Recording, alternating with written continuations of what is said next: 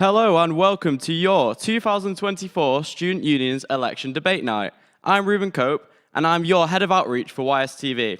Tonight we're going to have debates for our 7 upcoming Student Union roles. For our first debate, we are joined by the candidate running for Academic Officer. The Academic Officer represents students on issues relating to their course, teaching and learning facilities. The Academic Officer works with over 400 academic reps and the Academic Learner Committee to ensure that every student has the opportunity to shape how their course is taught. I will now ask the candidate to introduce themselves with their name, pronouns, and then I will cover the ground rules of the debate. Hiya, I'm Fenella, she, her, and I'm a master's student here at York. Perfect, thank you very much. So before we get into it, there's a few ground rules which apply to all of the debates tonight. These are, we will aim for balance throughout. I will ensure each candidate is given a fair chance to answer and, where appropriate, a reasonable opportunity to respond to points made against them. Candidates are expected to treat each other with respect, so please don't debate in a way which may cause harm or damage to each other and the wider members of the Uni of York community. Please try not to interrupt each other. If you want to come in on a point, please raise your hand and I will bring you in where appropriate. As chair, it's my responsibility to enforce rules of this debate, so please don't police other candidates in any way. You can, of course, use notes to support you tonight, but candidates should not be receiving advice or assistance from anyone else during the debate. And please raise your hand for rebuttals. If you have any questions you'd like to submit for our candidates, there is a QR code up on screen which should take you to our question form, or get involved on social media via our Instagram and Twitter at YorkUniSU using the hashtag YorkSUElections2024. Now that's out of the way, we would like to move on to the core questions of the debate. So, Fenella, to what extent do you agree or disagree with this statement? Universities should mainly be focused on offering value for money for students. Thank you for that. I think that was a bit loud. That was a really interesting question. I think it's a difficult one to answer because every student comes to university for a different reason. I might not have come to university for the same reason that the next person might have. I think it's important that we focus on, obviously, giving the best academic quality that we can possible. But I don't think it's necessarily a question that we can give a definitive answer to, as I said, everyone comes for a different reason. There's no one set reason why someone's here. Do you think the cost of living crisis could affect studies? I think it would be silly to say that it doesn't affect studies. It's 2024 and the pandemic happened in 2020 and it's not going away, and the cost of living crisis isn't going away anytime soon either. I think it's no secret that the cost of living crisis disproportionately affects some students more than others, but it's making sure that everyone has access to everything they need to thrive equally in their academics. Thank you very much. Second question, what is the #1 academic issue facing students at this time?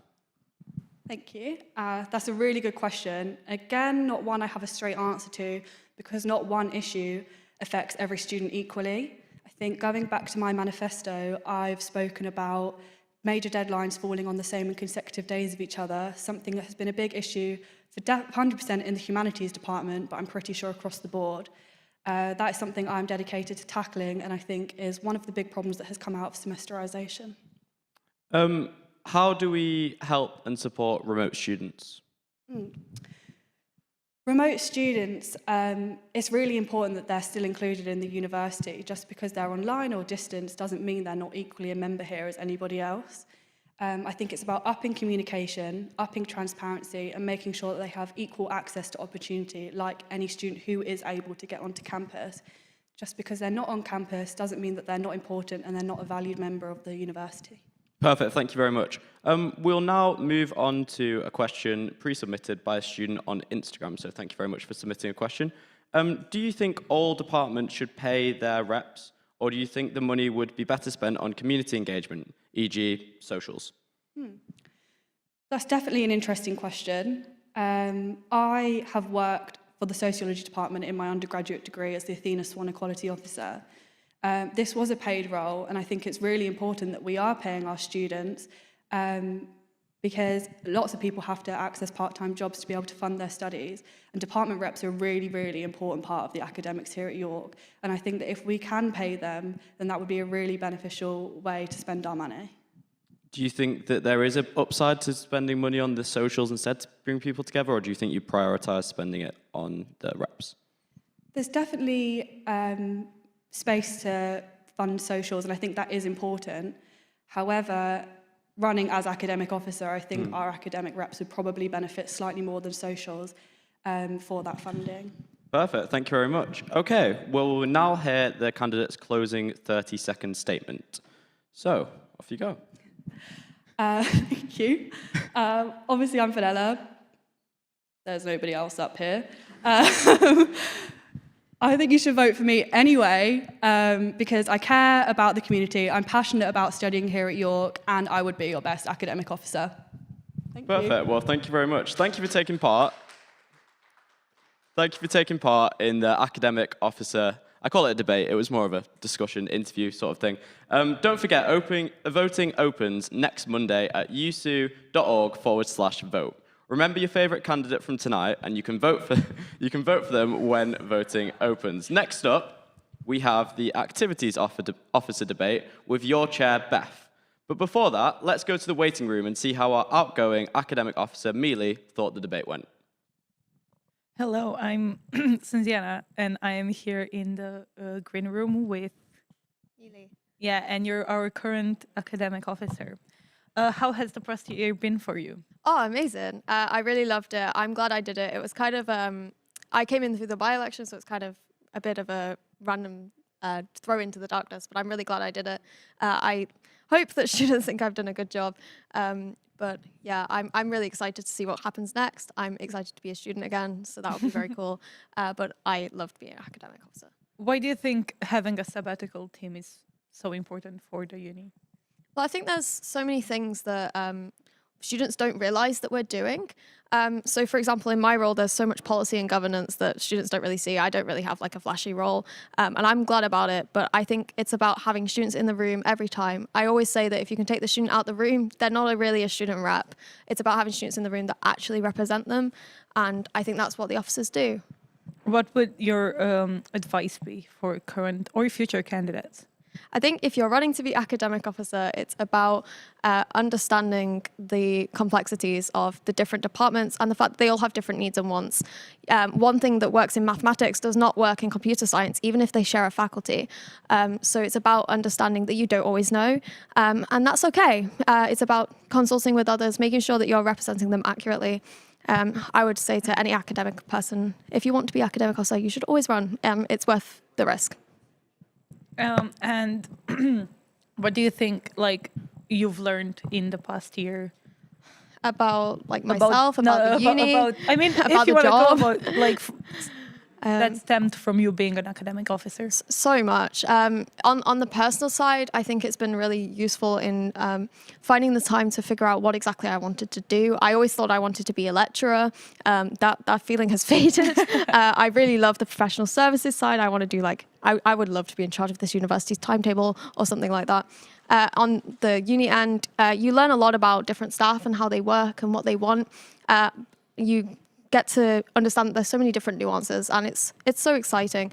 You learn a lot about students and the different wants and needs of students. It makes you feel like you're part of something bigger than yourself, and I think that's really cool, and I'm probably going to spend quite a while trying to find a job that makes me feel that way. So, yeah. Thank you very much.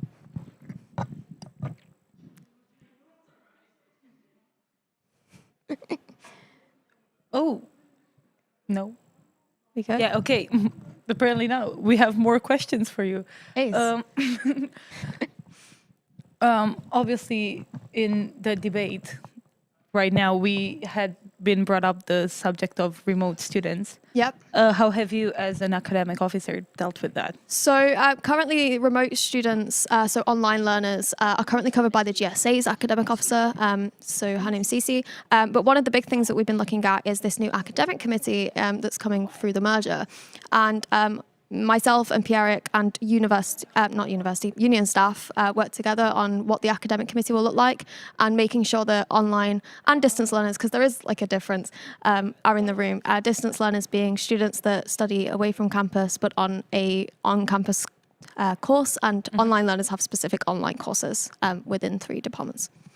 So we're We're making sure that they're enshrined in our policy from now on, but they currently sit under the other union. Okay, well, thank you very much. For real this time. We can go back to our activities officer debate. I think that's what was coming up. Yeah.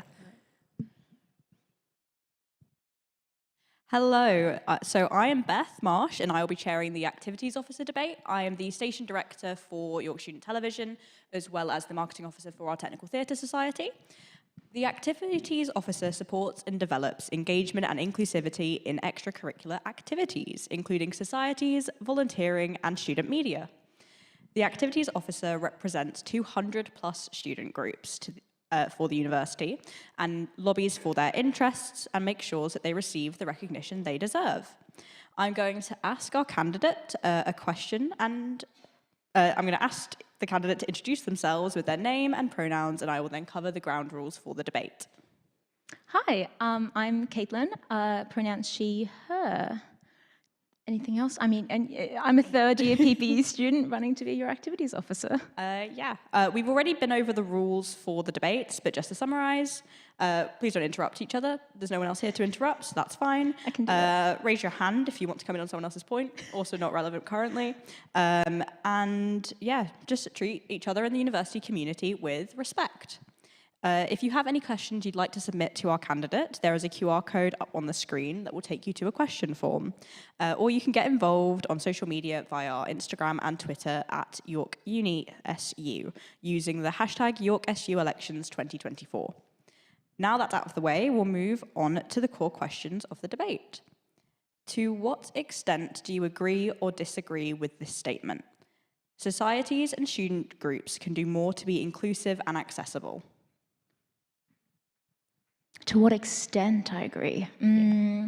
Like on a scale of 1 to 10? I think it's just societies and student groups can always do more. I don't think there's ever a limit on how much you can do to be accessible and inclusive. But I also don't think that undermines the great work a lot of societies are doing. I know we have some great awards as well that recognize that each year, and I hope that sort of spurs communities, societies to do more every year as well. Do you think there are any key barriers and inequalities?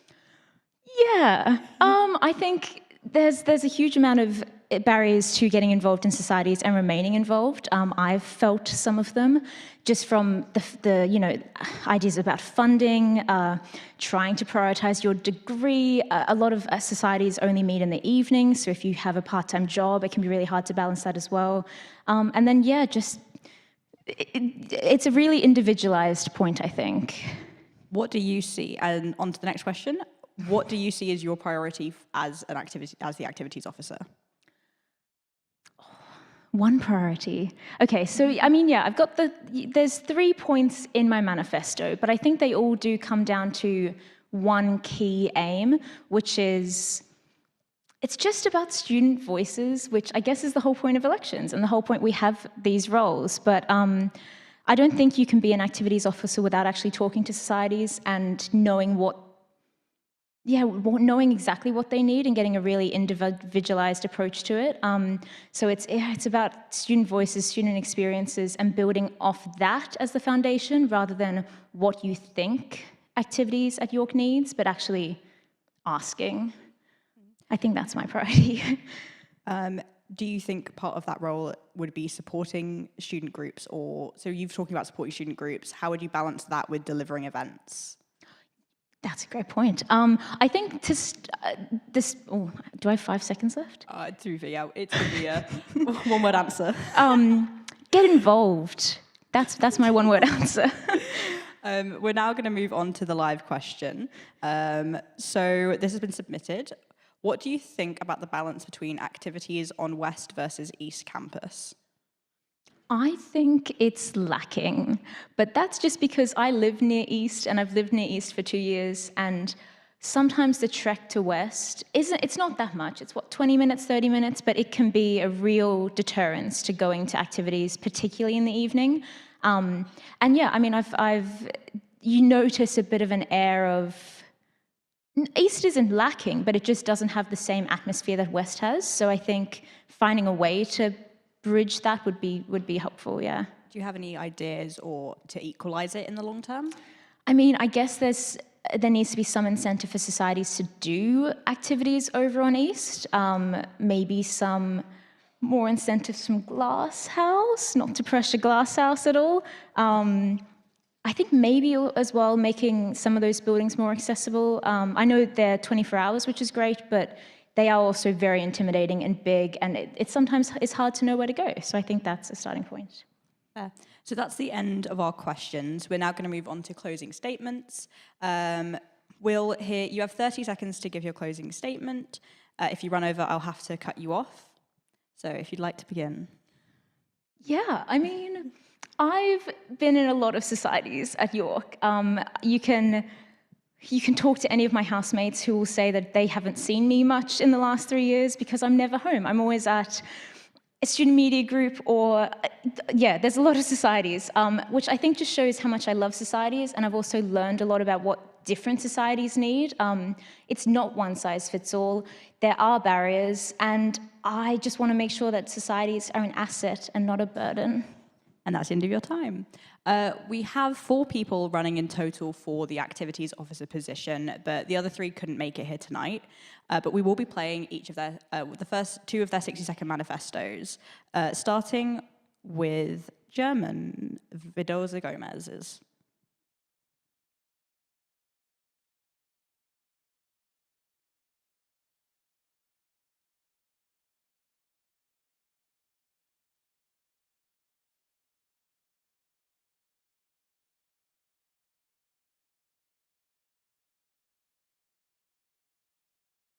I will tell you about manifesto. In this case, I'm thinking about different activities throughout the whole year, like different events that includes well-being, includes also the group integration. As an international student, I noticed that there's a lot of different groups, so my proposition is to try to gather all of us around and make a huge community.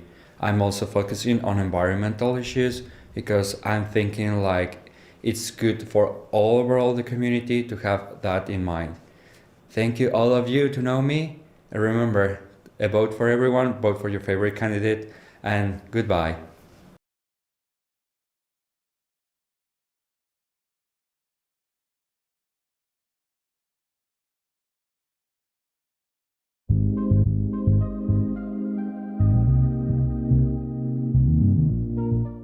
Hi there, this is Chuyang Zhang. I'm a postgraduate student in accounting and management. And yes, I'm all about numbers, strategy, and making things happen. I recently snagged a master's degree in accounting and management and a role in Olympic Games in the upcoming summer. And let me paint you a picture of what you can expect from me. I want everyone can participate in the events as much as they can, and whoever have their love, passion, and souls can find a place there. I'm a firm believer in giving back to the community and making a positive impact to the university. You can count on me to spread the passion like a confetti.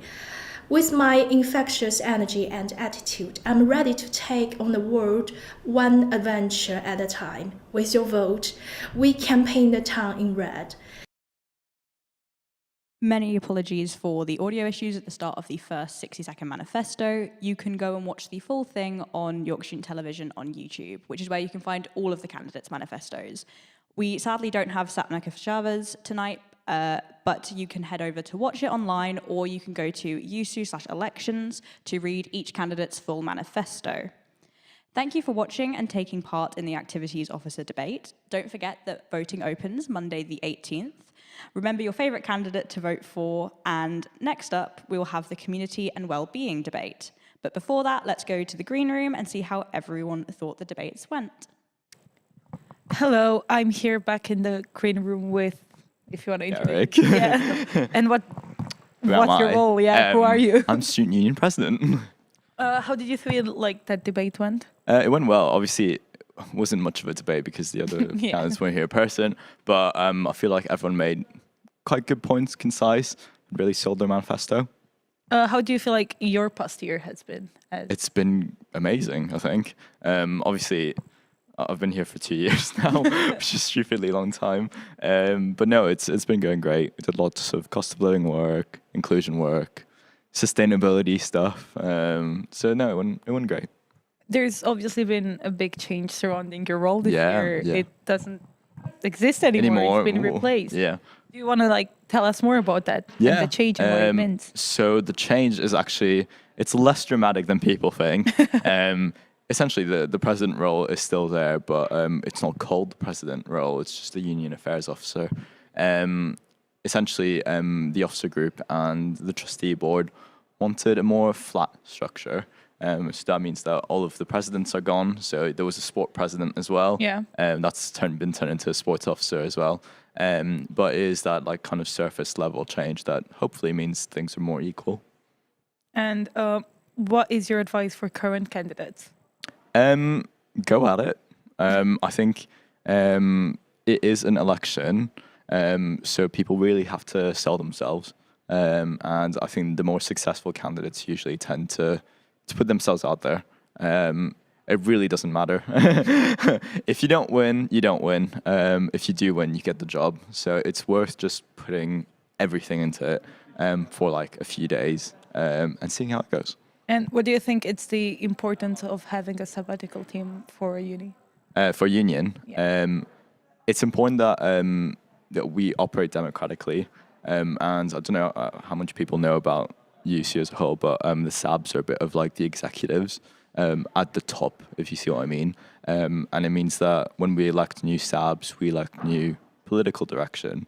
It doesn't mean that the SABs decide everything, but it means that we've got people that we trust to actually do the work that we want them to do.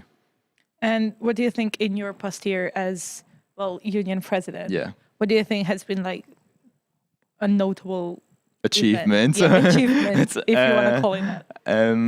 I think, it's when Hannah and I secured £1 million in cost of living funds, aid, whatever you want to call it. That was, I think for me, reaching that threshold it blew my mind. Obviously, like the cost of living crisis has been a problem that's affecting every single candidate tonight and every single role in the union. It's affected me. Yeah. So how do you, like, what advice do you have for future candidates to deal with it? Yeah. I mean, deal with it is not fix it, but you know. No, yeah, there's no solution to it. Yeah. Or part of like government decides that it wants to do something productive for once. I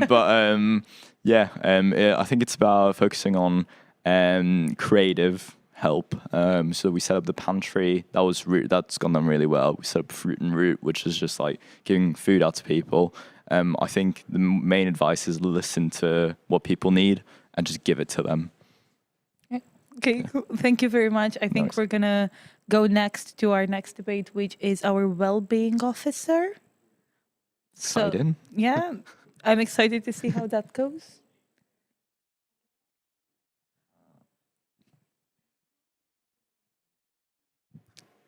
Are we still on or? I think we are. Oh, no. Well, do you want to say one last thing to the... Please vote. Yeah. I don't know which camera I'm supposed to be looking at, but please vote.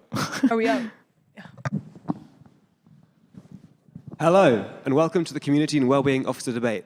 I'm your chair, Eddie Atkinson. I'm the president of the Lemon Press. The Community and Wellbeing Officer supports and advocates for student mental health and overall wellness at the university. This role involves responsiveness to student issues such as accommodation, travel, or mental health support, close collaboration with university support services, and supporting the college wellbeing representatives. The Community and Wellbeing Officer will also work with external partners to look at student wellbeing locally and nationally too.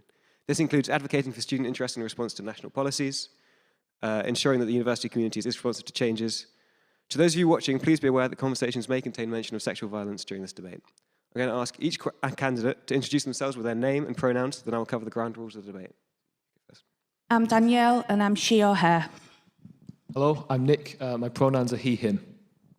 Hi, I'm Freddie. My pronouns are also he, him. We've already been over the rules, but just to summarize, please don't interrupt each other. Raise your hand if you want to come in on someone else's point. Let me enforce the rules rather than policing each other, and treat each other and the wider university community with respect. If you have questions you would like to submit for our candidates, there is a QR up on the screen which will take you to our question form, or get involved on social media via Instagram and Twitter at YorkUniSU using the hashtag YorkSUElections2024. Now that's out of the way, we will now move on to the core questions of the debate. What do you see as the main issue affecting students' well-being? So we'll start with you. I think there's many issues that are affecting students' well-being, but a lot of it is the cost of living. Rent, travel, food, just what is affecting the country nationally. It affects students just as much. What are some measures that the union can use to support these students? The student pantry is a good idea. That's something that should keep going. Just to try and keep rents lower on campus, I suppose. More, in my point, of fairer timetabling and check-in to make it more cost-effective for students travelling to and from university, especially as a lot of the community now are commuting students, much more than what they used to be.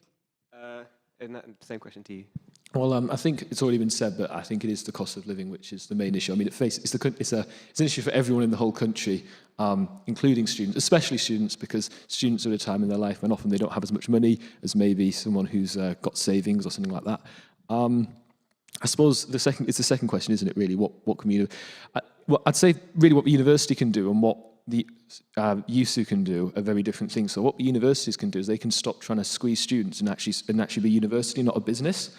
What I think USU can do is that they can start looking at ways to just improve student life, just in small ways. So one measure might be we could try and see if there's the cancelled student centre. I think about half, it might be like a quarter of the money spent on that wasn't loans. So we could try and see if that could go into more cost of living initiatives. I think we could do more lobbying with the council and see if they could maybe extend kind of licensing and what that covers. So I'd say they're things what USU can do to try and improve student life. Thank you very much. The same question. Yeah, no, cost of living's already been spoken about a lot. I think that's absolutely massive. And I think one of the main solutions that I'd like to put in is sort of continuing to fund the cost of living grants that are already in place and make them more open, make them more accessible to people, because cost of living is now an issue that virtually every student faces. So I think these grants need to be more kind of open and broad than ever. But I also wanted to talk about student well-being, because I think that's a massive aspect of it as well, particularly with support services, because students that are feeling burnt out, which is a massive issue that a lot of students are facing, especially in the face of semesterization, those students turn to support services, and at the minute they're having to explain themselves multiple times to different support services, and the services aren't really able to coordinate in meaningful ways that I think could help support students more personally. Thank you very much. The same question to you, and if you could introduce yourself. Hello. I'm really sorry I'm late today. My name is Laura Lee, and I wrote the same position as the guys sit here. And I'm a management public administration student, so I have the professional knowledge and some tech to handle with the cost of living. And we all know the inflections now are rising in UK. So I focused on this problem from last year. I did the research for the women hygiene products. It's not enough our campus, and I raised the 1 year for free measure production at Wentworth College, and I focus on the women's health and the well-being, not only the physical, but also the mental health. It really can help with the women in our school and raise the dignity and the quality life, no matter you are LGBTQ and also the female gender. So that's what I want to say. Thank you very much. If we move on to the second question now, how would you address issues around student housing? This is a tricky one, because being a social and public policy student, housing is one of the issues that we look at. It's difficult because York itself doesn't have a lot of housing anywhere. So it's looking at getting good, affordable housing for students rather than just spending a fortune on terrible and rogue landlords. If it's, okay, yes, thank you. Who would you speak to address the key issues? I think it's a university issue. But policies need to be put in place between the union, the university, and the local council even. But when they're struggling to house local people that have lived here all their life, it's a tricky one to address. Yeah, thank you. What can you do on housing that others haven't been able to?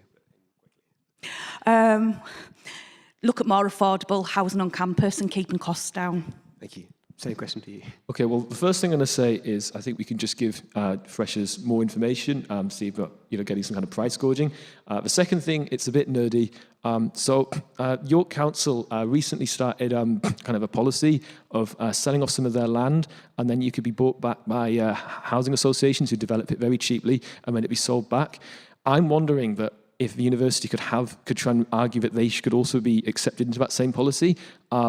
If that was the case and we managed to get special student accommodation, it would only be for, I suppose, students that would be eligible for going into social housing. But if we can get if we can get more vulnerable students, secure housing, that will also improve housing for everyone else as well.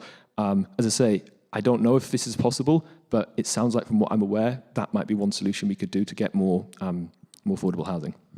Thank you very much. Same question again. Yeah, so I mentioned in the answer to my last question about the continued funding of the cost of living grants and the accessibility there. But two other things I think that could really help housing is sort of echoing what Nick was saying about making information more available to first years about what is and isn't a good price for those entering the private housing market for the first time, because it's such a tremendously daunting step to take. So I think we as USU need to present really sort of clear guides, clear information, hold sort of housing Q&A sessions is one of the things that I propose. But also something else is that because housing is obviously rising at such an exponential rate, I want to keep pressure on the university to make sure that they're not becoming part of the problem by advocating for, at the very least, a temporary freeze on rising on-campus accommodation, especially because that's the default option for those students who try to find private housing but can't. Thank you very much.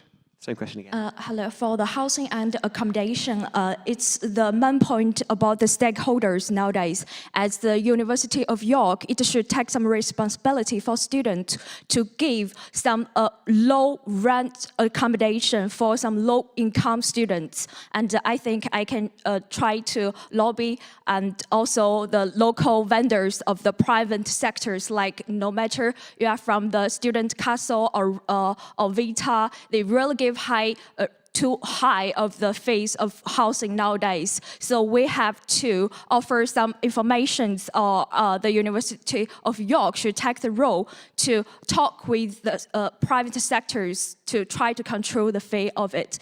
And also I want to say, so many people will get connected with the local vendors of the housing, but they don't know about the contract. So this is most important. We should serve some service about the contract and some law contract. Yes. Thank you very much.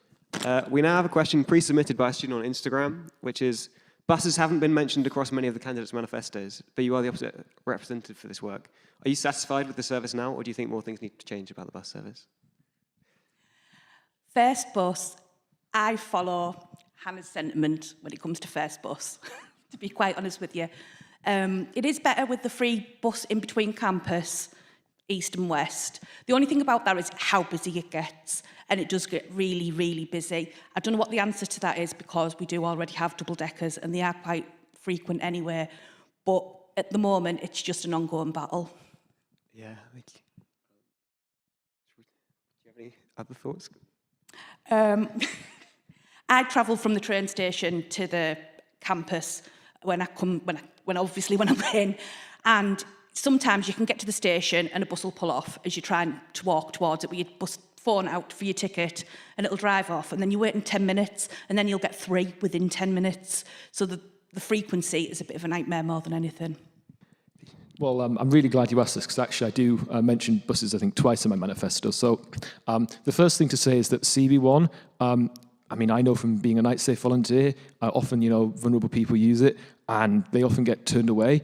I want to see if USU can somehow put in kind of a contract that the university has with first buses, that we can have like a health and safety person that is able to kind of overturn being turned away from the buses. The second thing I'd like to say is, and this is more generally about how we go about changing buses, is that we've got a great opportunity in York. So recently, there are going to be extra legal powers going towards like a new super authority, like it's called like a super I can't remember what its name, like directly elected mayor, and they will have far more power over like doing things with bus contracts than a regular council will. So I think this is an opportunity for UC to go up and make strong links with whoever this mayor is, and then hopefully we'll be able to have far more control over the bus service that way as well. Thank you very much. Same question for you. Yeah, obviously buses are a massive issue, and I can speak from personal experience because, similar to Danielle, I also get the bus from the train station to get to uni, so I know just how frustrating it can be. Yeah, I think regularity is a massive thing, but also something that I've noticed is that the student term-long tickets that First Bus does have still not updated with semesterization, so they're still done in term 1, term 2, and term 3, which is just ridiculous considering that's not how the university timetables their services anymore. But yeah, I think regularity is so important, and we need to really step up pressure on First Bus to not cancel as many services as they do, because when you rely on getting a bus like that, having them cancelled can completely shift an entire day, especially from those students who are travelling from afar, which sort of, like we've been saying kind of throughout, is a vastly increasing number of students. Thank you very much. And then the same question again. Yeah, for the bus question, yes, I want to use my own experience. I have been living here 1.5 years. Last year, my course is at the East Campus, and during the winter time, it's so cold and freezing. I have to wait 20 minutes outside and standing there for the 6.6 or 6.7. So I feel it's more. The most important thing is to make the schedule more effectively. And also the C1 and the C2 should not be cancelled, because if you live inside of the campus like me, in Ventures, it's more easy for me to catch the C1 and the C2. Also 6 and the 6.7 on weekend. The schedule should be more. We have a point here. But in the C1 and the C2, we need the C1 and C2 for Halifax College to make them more accessible to the college, to the yes, university I agree. as well. I took this especially when if you're up at Wentworth or you're over at Church Lane or Campus East. Yes, I agree. It can be a long walk, or bike if it's bad weather. Yeah, and on weekend 6 and the 6.6 and the 6.7 should be more. Because on weekends, all the students want to go to the town, and usually we can't take it because all 4 we have to walk, right? It's difficult though because there isn't the students on a weekend as there is Monday to Friday. I might have to cut you guys off now. Thank you very much. Thank you. We will now hear the candidates' 30-second closing statements. We might go from right to left this time. Again, if you run over, I will have to cut you off. But 30 seconds. Thank you. So if you start this time now. Okay, sorry, I can. Sorry. A 30-second statement, like a closing statement. Any final thoughts? Or still the question about the bus, or? Oh, just anything. Just a closing 30 seconds about, like, your last. For the C1 and the C2. Oh no, just in general. In general, for the transportation. For community well-being, just the whole. Sorry. Yeah, no, don't worry. For my role. Yeah, for the role. Yeah. Yes. Okay. And. For this role, I feel, yes, for the mental and the physical or mental health, it's really important, and I really want to change this. I think maybe we can open more the open door service, and sometimes when we write assessment, we really feel anxious and we cannot find anyone for help. Maybe this is really important when we get the due or some deadline, and we can find someone to solve this problem, even to delay our assessment without the losing mark. Thank you. Yes. And again, a 30-second closing statement. Yeah, I think you should vote for me because the community at York genuinely has changed my life. When I moved here from Scotland 3 years ago, I was escaping a lot of really bad feelings, and I came here to find the most wonderful community, and it's been the best decision that I've ever made. And all I have wanted to do throughout my time at university is give back to this wonderful, wonderful community and make sure that everybody feels as safe and happy as possible. Thank you very much. And then again, a 30-second closing statement. Well, I think the main reason why you should vote for me is because is because of policy. I think my manifesto is the only one which talks about the immediate cost of living crisis, but not only that, the kind of the growing opportunities with kind of the Yorkshire Devolved Authority, and the future of higher education, and kind of the future of higher education. The second reason is because I've got experience not only as a stick and through that services and through NightSafe. Please pick Nick.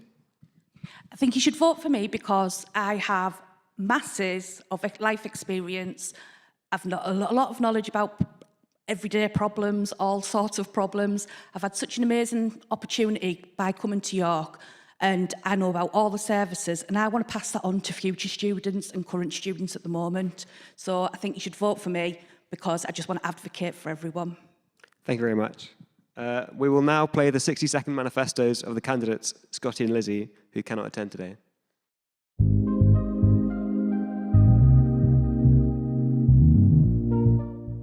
Hi, I'm Scotty McGuinness, and I'm running to be your new Community and Wellbeing Officer.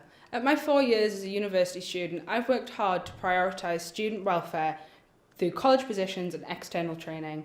I believe in ensuring that student welfare is at the forefront of every conversation. That's why, if elected, I'll work to enhance welfare initiatives and create a new open forum where offering students a platform to voice their concerns with me directly, ensuring their needs are heard and advocated for effectively. As a postgrad, I've seen firsthand the variety in student experiences that can be had at York, and I believe there's more to be done to ensure that all students are represented equally. I pledge to ensure inclusivity by providing spaces and events catering to all student backgrounds and needs. I'll also expand access and support for extracurricular events, including support for students in schemes like Languages for All. Additionally, I'll launch a new Society Spotlight to celebrate the achievements of our student societies. Thank you for listening today, and remember, a vote for Scotty is a vote for a stronger and safer York.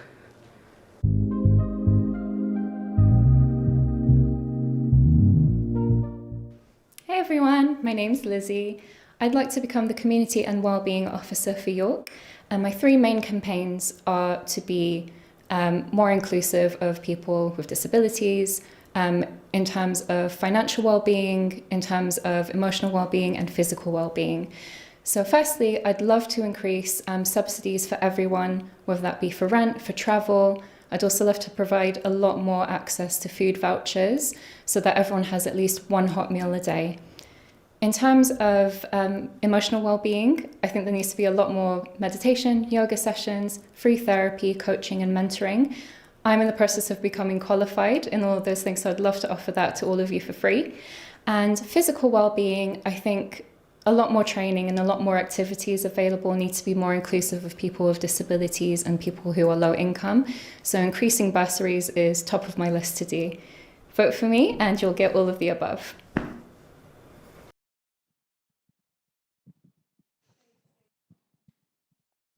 We unfortunately do not have a 60-second manifesto from Aurora, but feel free to head over to the usu.org/elections to read her full manifesto.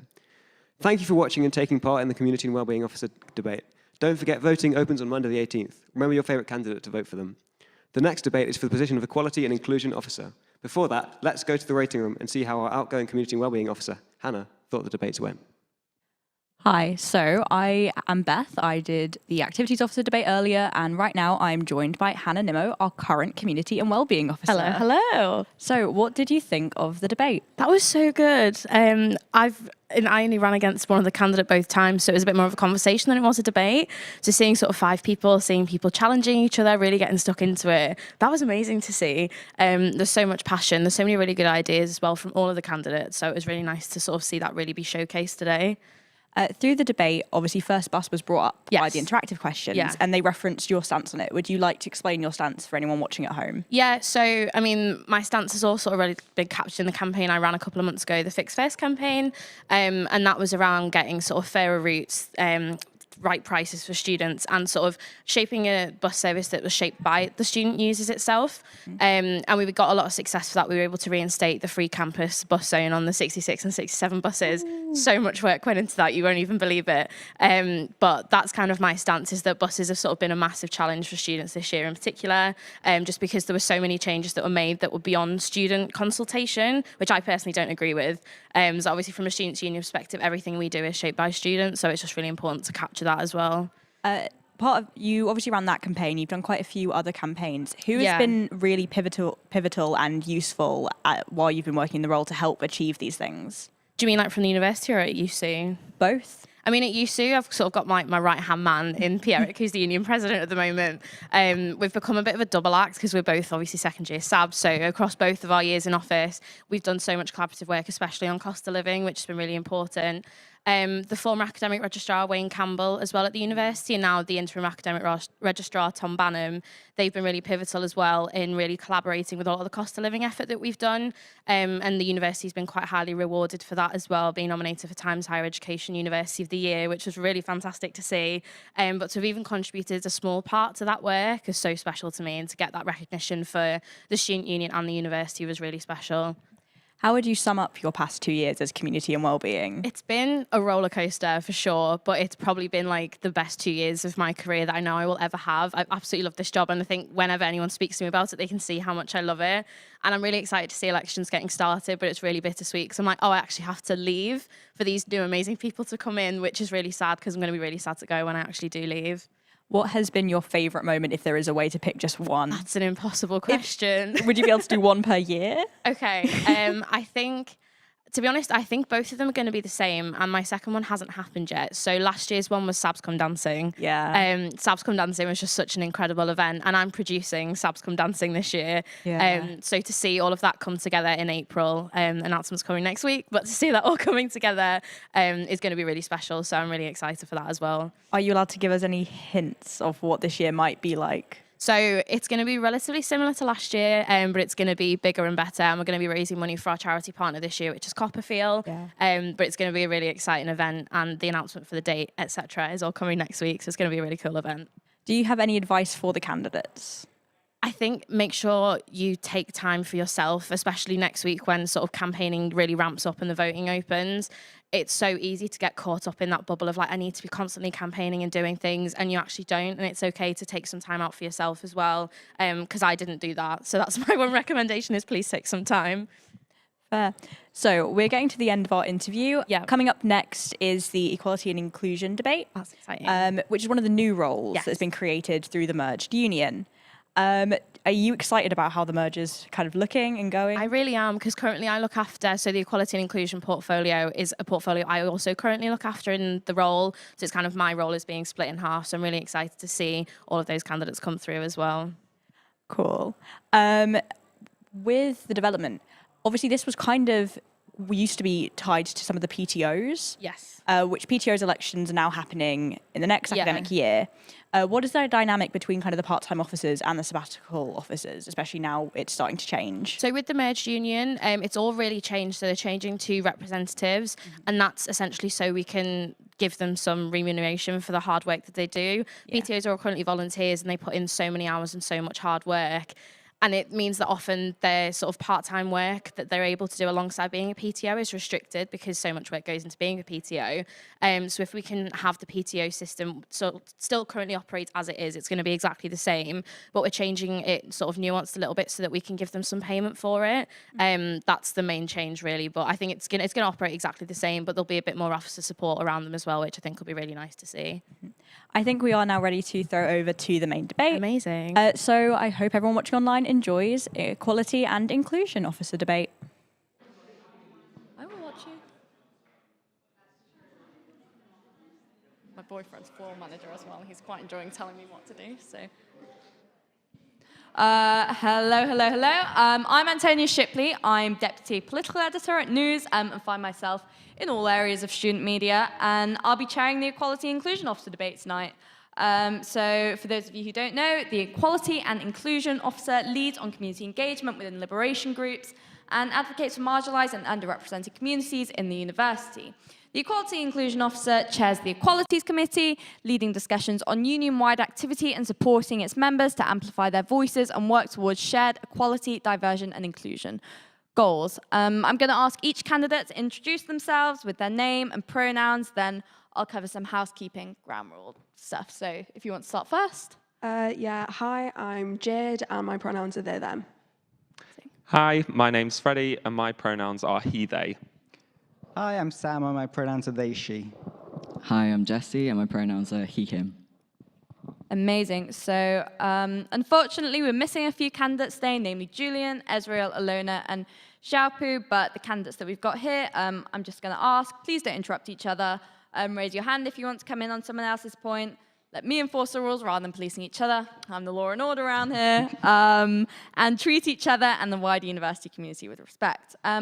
If you guys watching have anything that you would like, any questions you'd like to submit for our candidates, there's a QR code up on the screen, which will take you to a question form, or you can get involved on social media via our Instagram and Twitter at York Uni SU using the hashtag YorkSUElections 2024.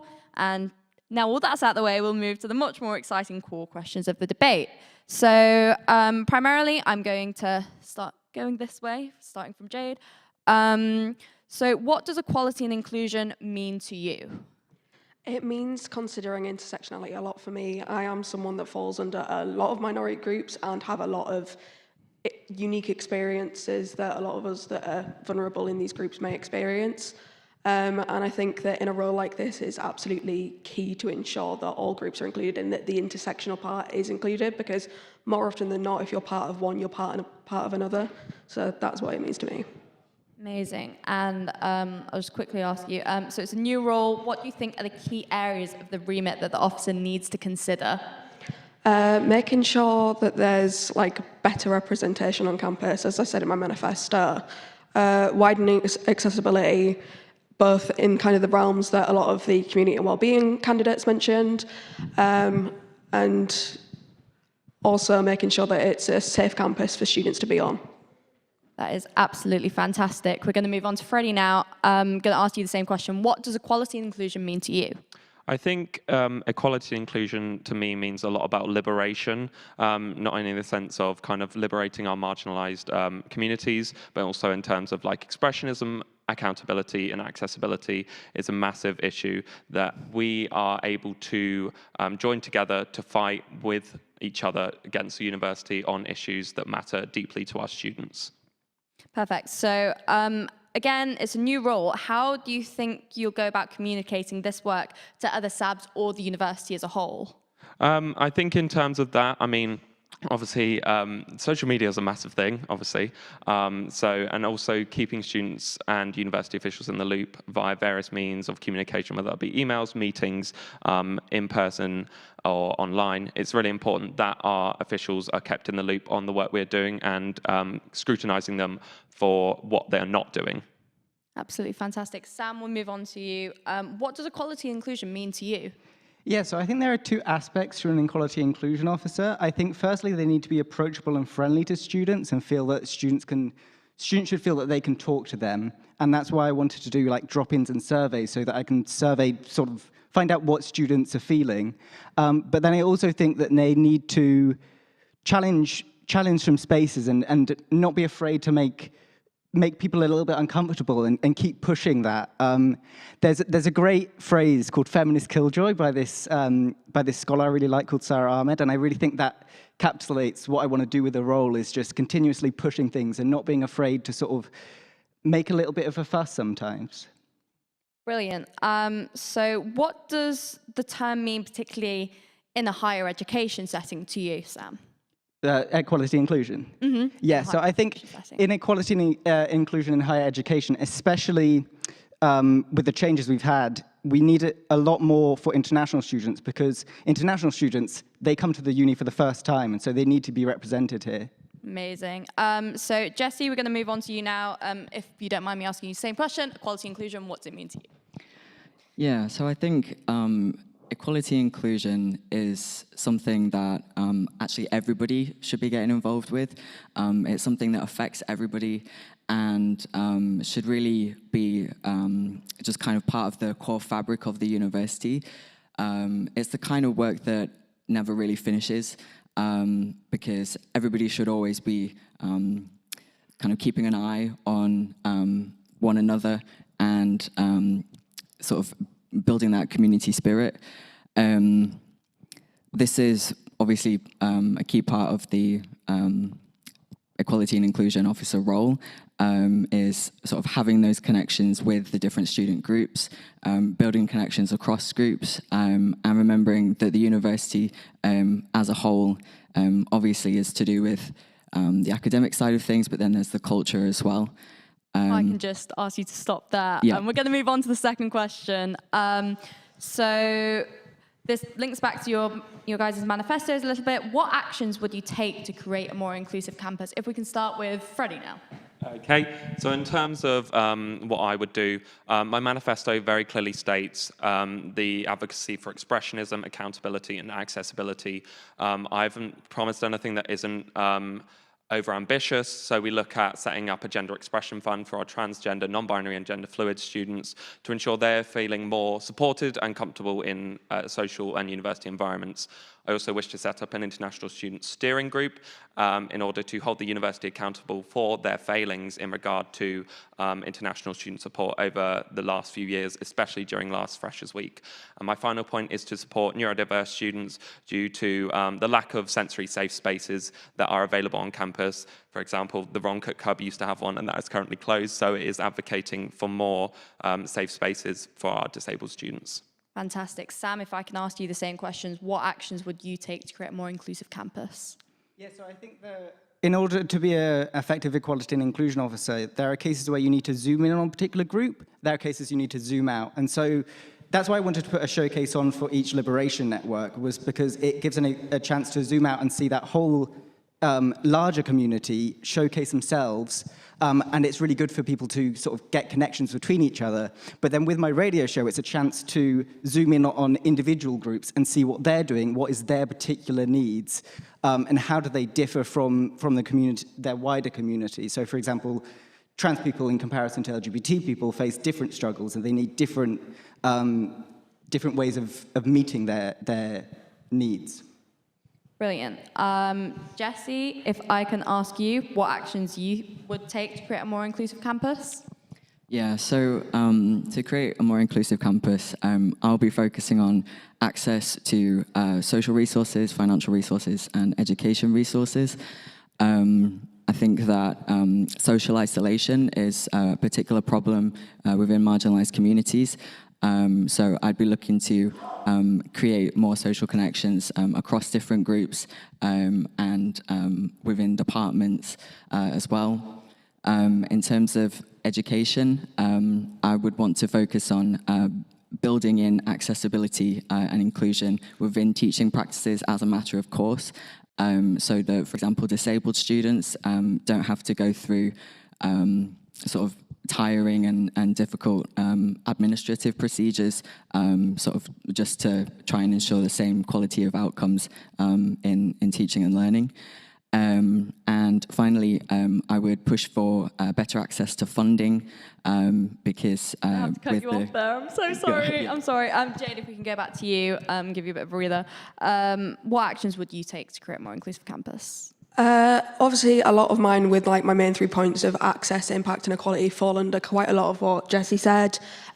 Fiscal focus is a huge one because as someone that came from a very low income area, if I want to go higher than a bachelor's at York, it's pretty much impossible because there's very little financial stuff available. And even at an undergrad level, there are people that are intersectional in groups like mine. So like I'm an independent student eligible for bursaries.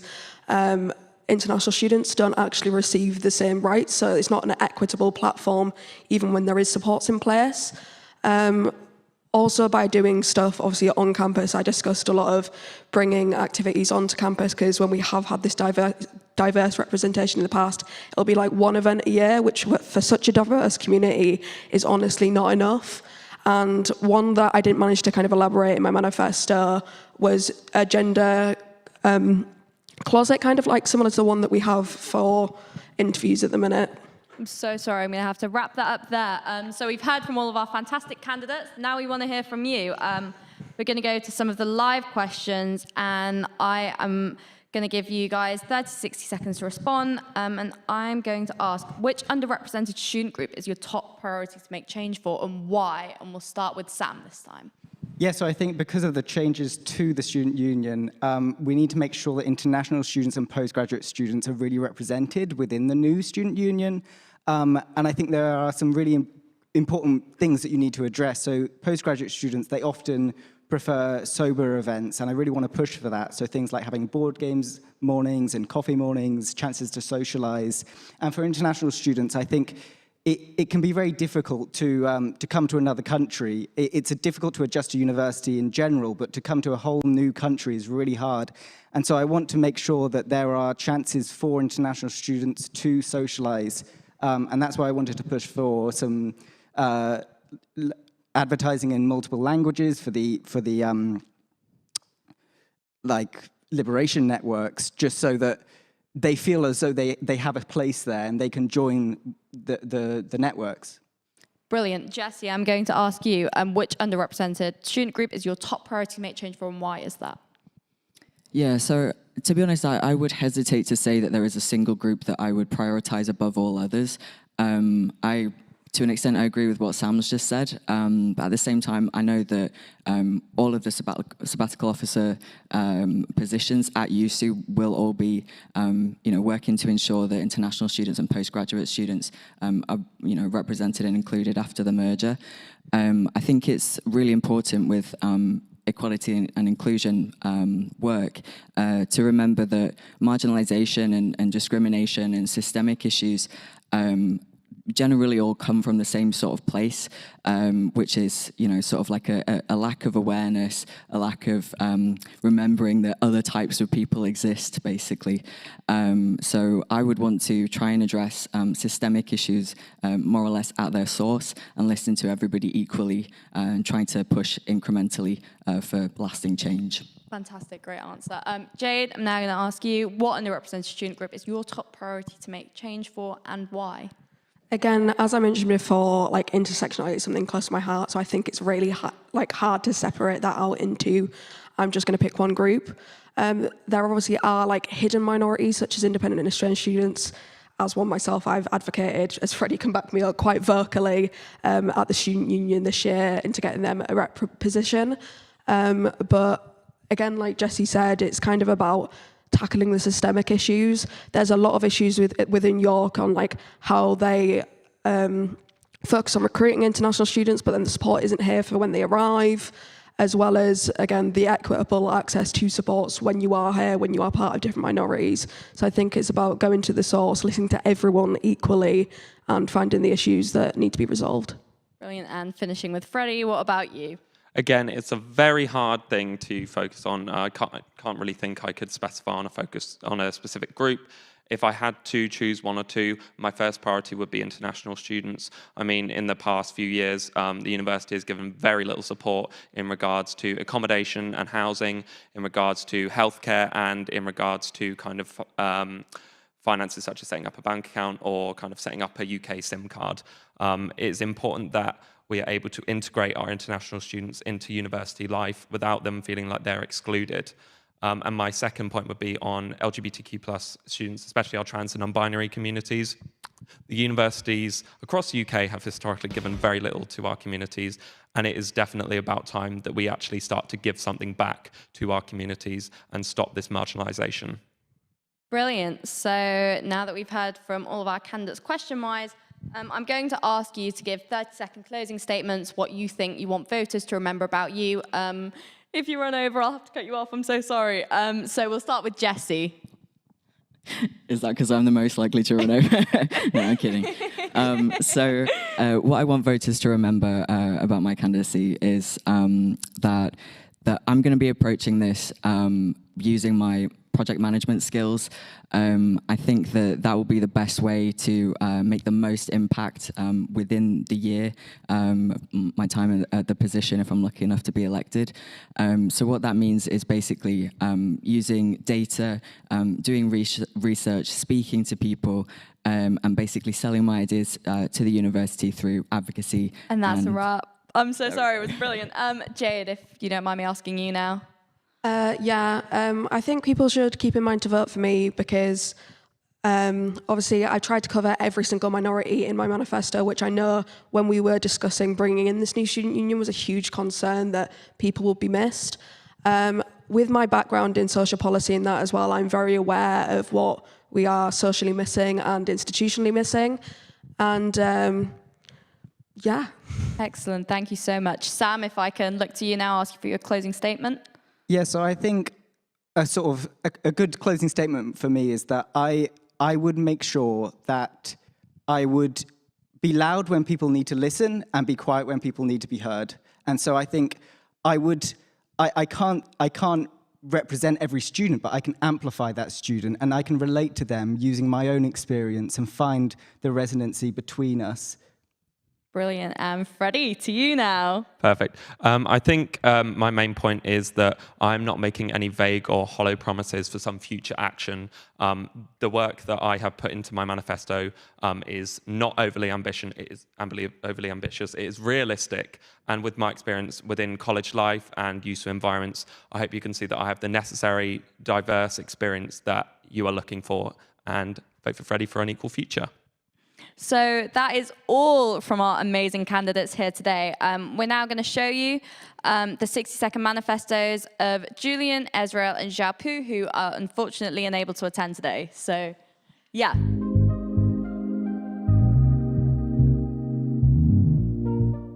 My name is Julian Deacon, and I am running for Equality and Inclusivity Officer for next year. I believe that diversity is our greatest strength, but only if we truly embrace it. As your Inclusivity and Equality Officer, I will work tirelessly to make sure that every student feels safe, valued, and respected. My vision is to actively promote inclusivity through events that celebrate our diversity in our cultures and our identities. I'll address discrimination head-on with clear reporting systems and coherent policies. Accessibility will be a top priority, ensuring equal opportunities for all students with disabilities. Moreover, I'll foster intersectional allyship, recording how different marginalised identities intersect. Through dialogues and active action, we'll stand united against oppression. Representation matters, and I'll amplify the underrepresented voices in leadership, curriculum, and resources. Together, we'll empower marginalised communities to own their own narratives and rights. Join me in creating an equitable, inclusive environment.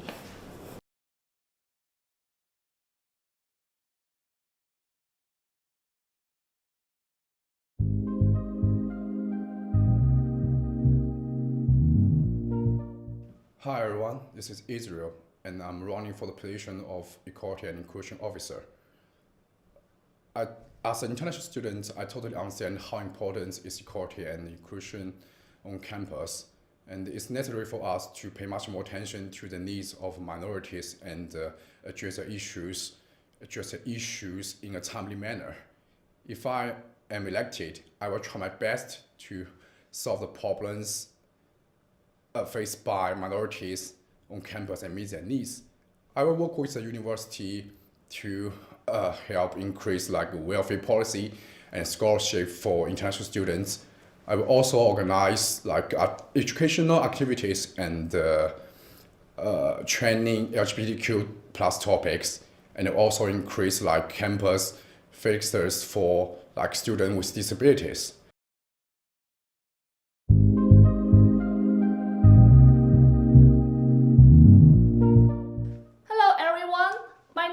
Xiaopu Wang. I am a postgraduate student majoring in international business.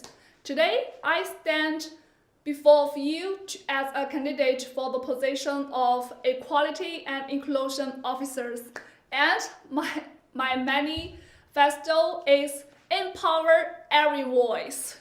So, if elected, I pledge to ensure that every student's voice is not only heard but also valued.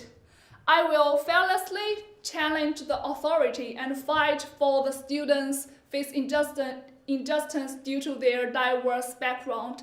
So please vote for me and together to empower every voice in the campus. Fighting!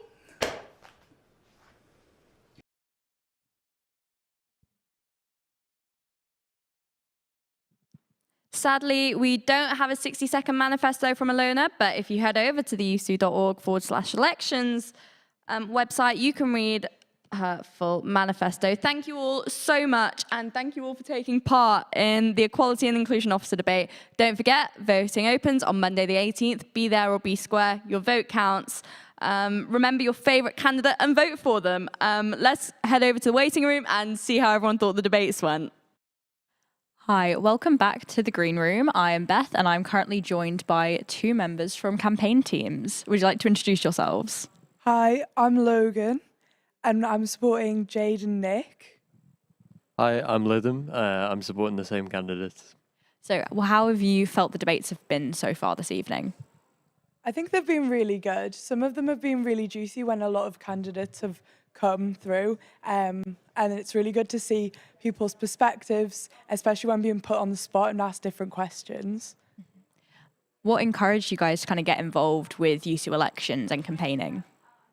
I think a lot of it has been, this year it's been particularly well advertised, as well as having kind of our own, like people that are close to us within the debates and the campaigns. I think it's important to kind of engage with students in that way, especially around campus, because it's everywhere at the moment. So it's just nice to see that the democracy kind of on campus is being pushed that way. What do you guys think is the most effective way to connect with students around campus?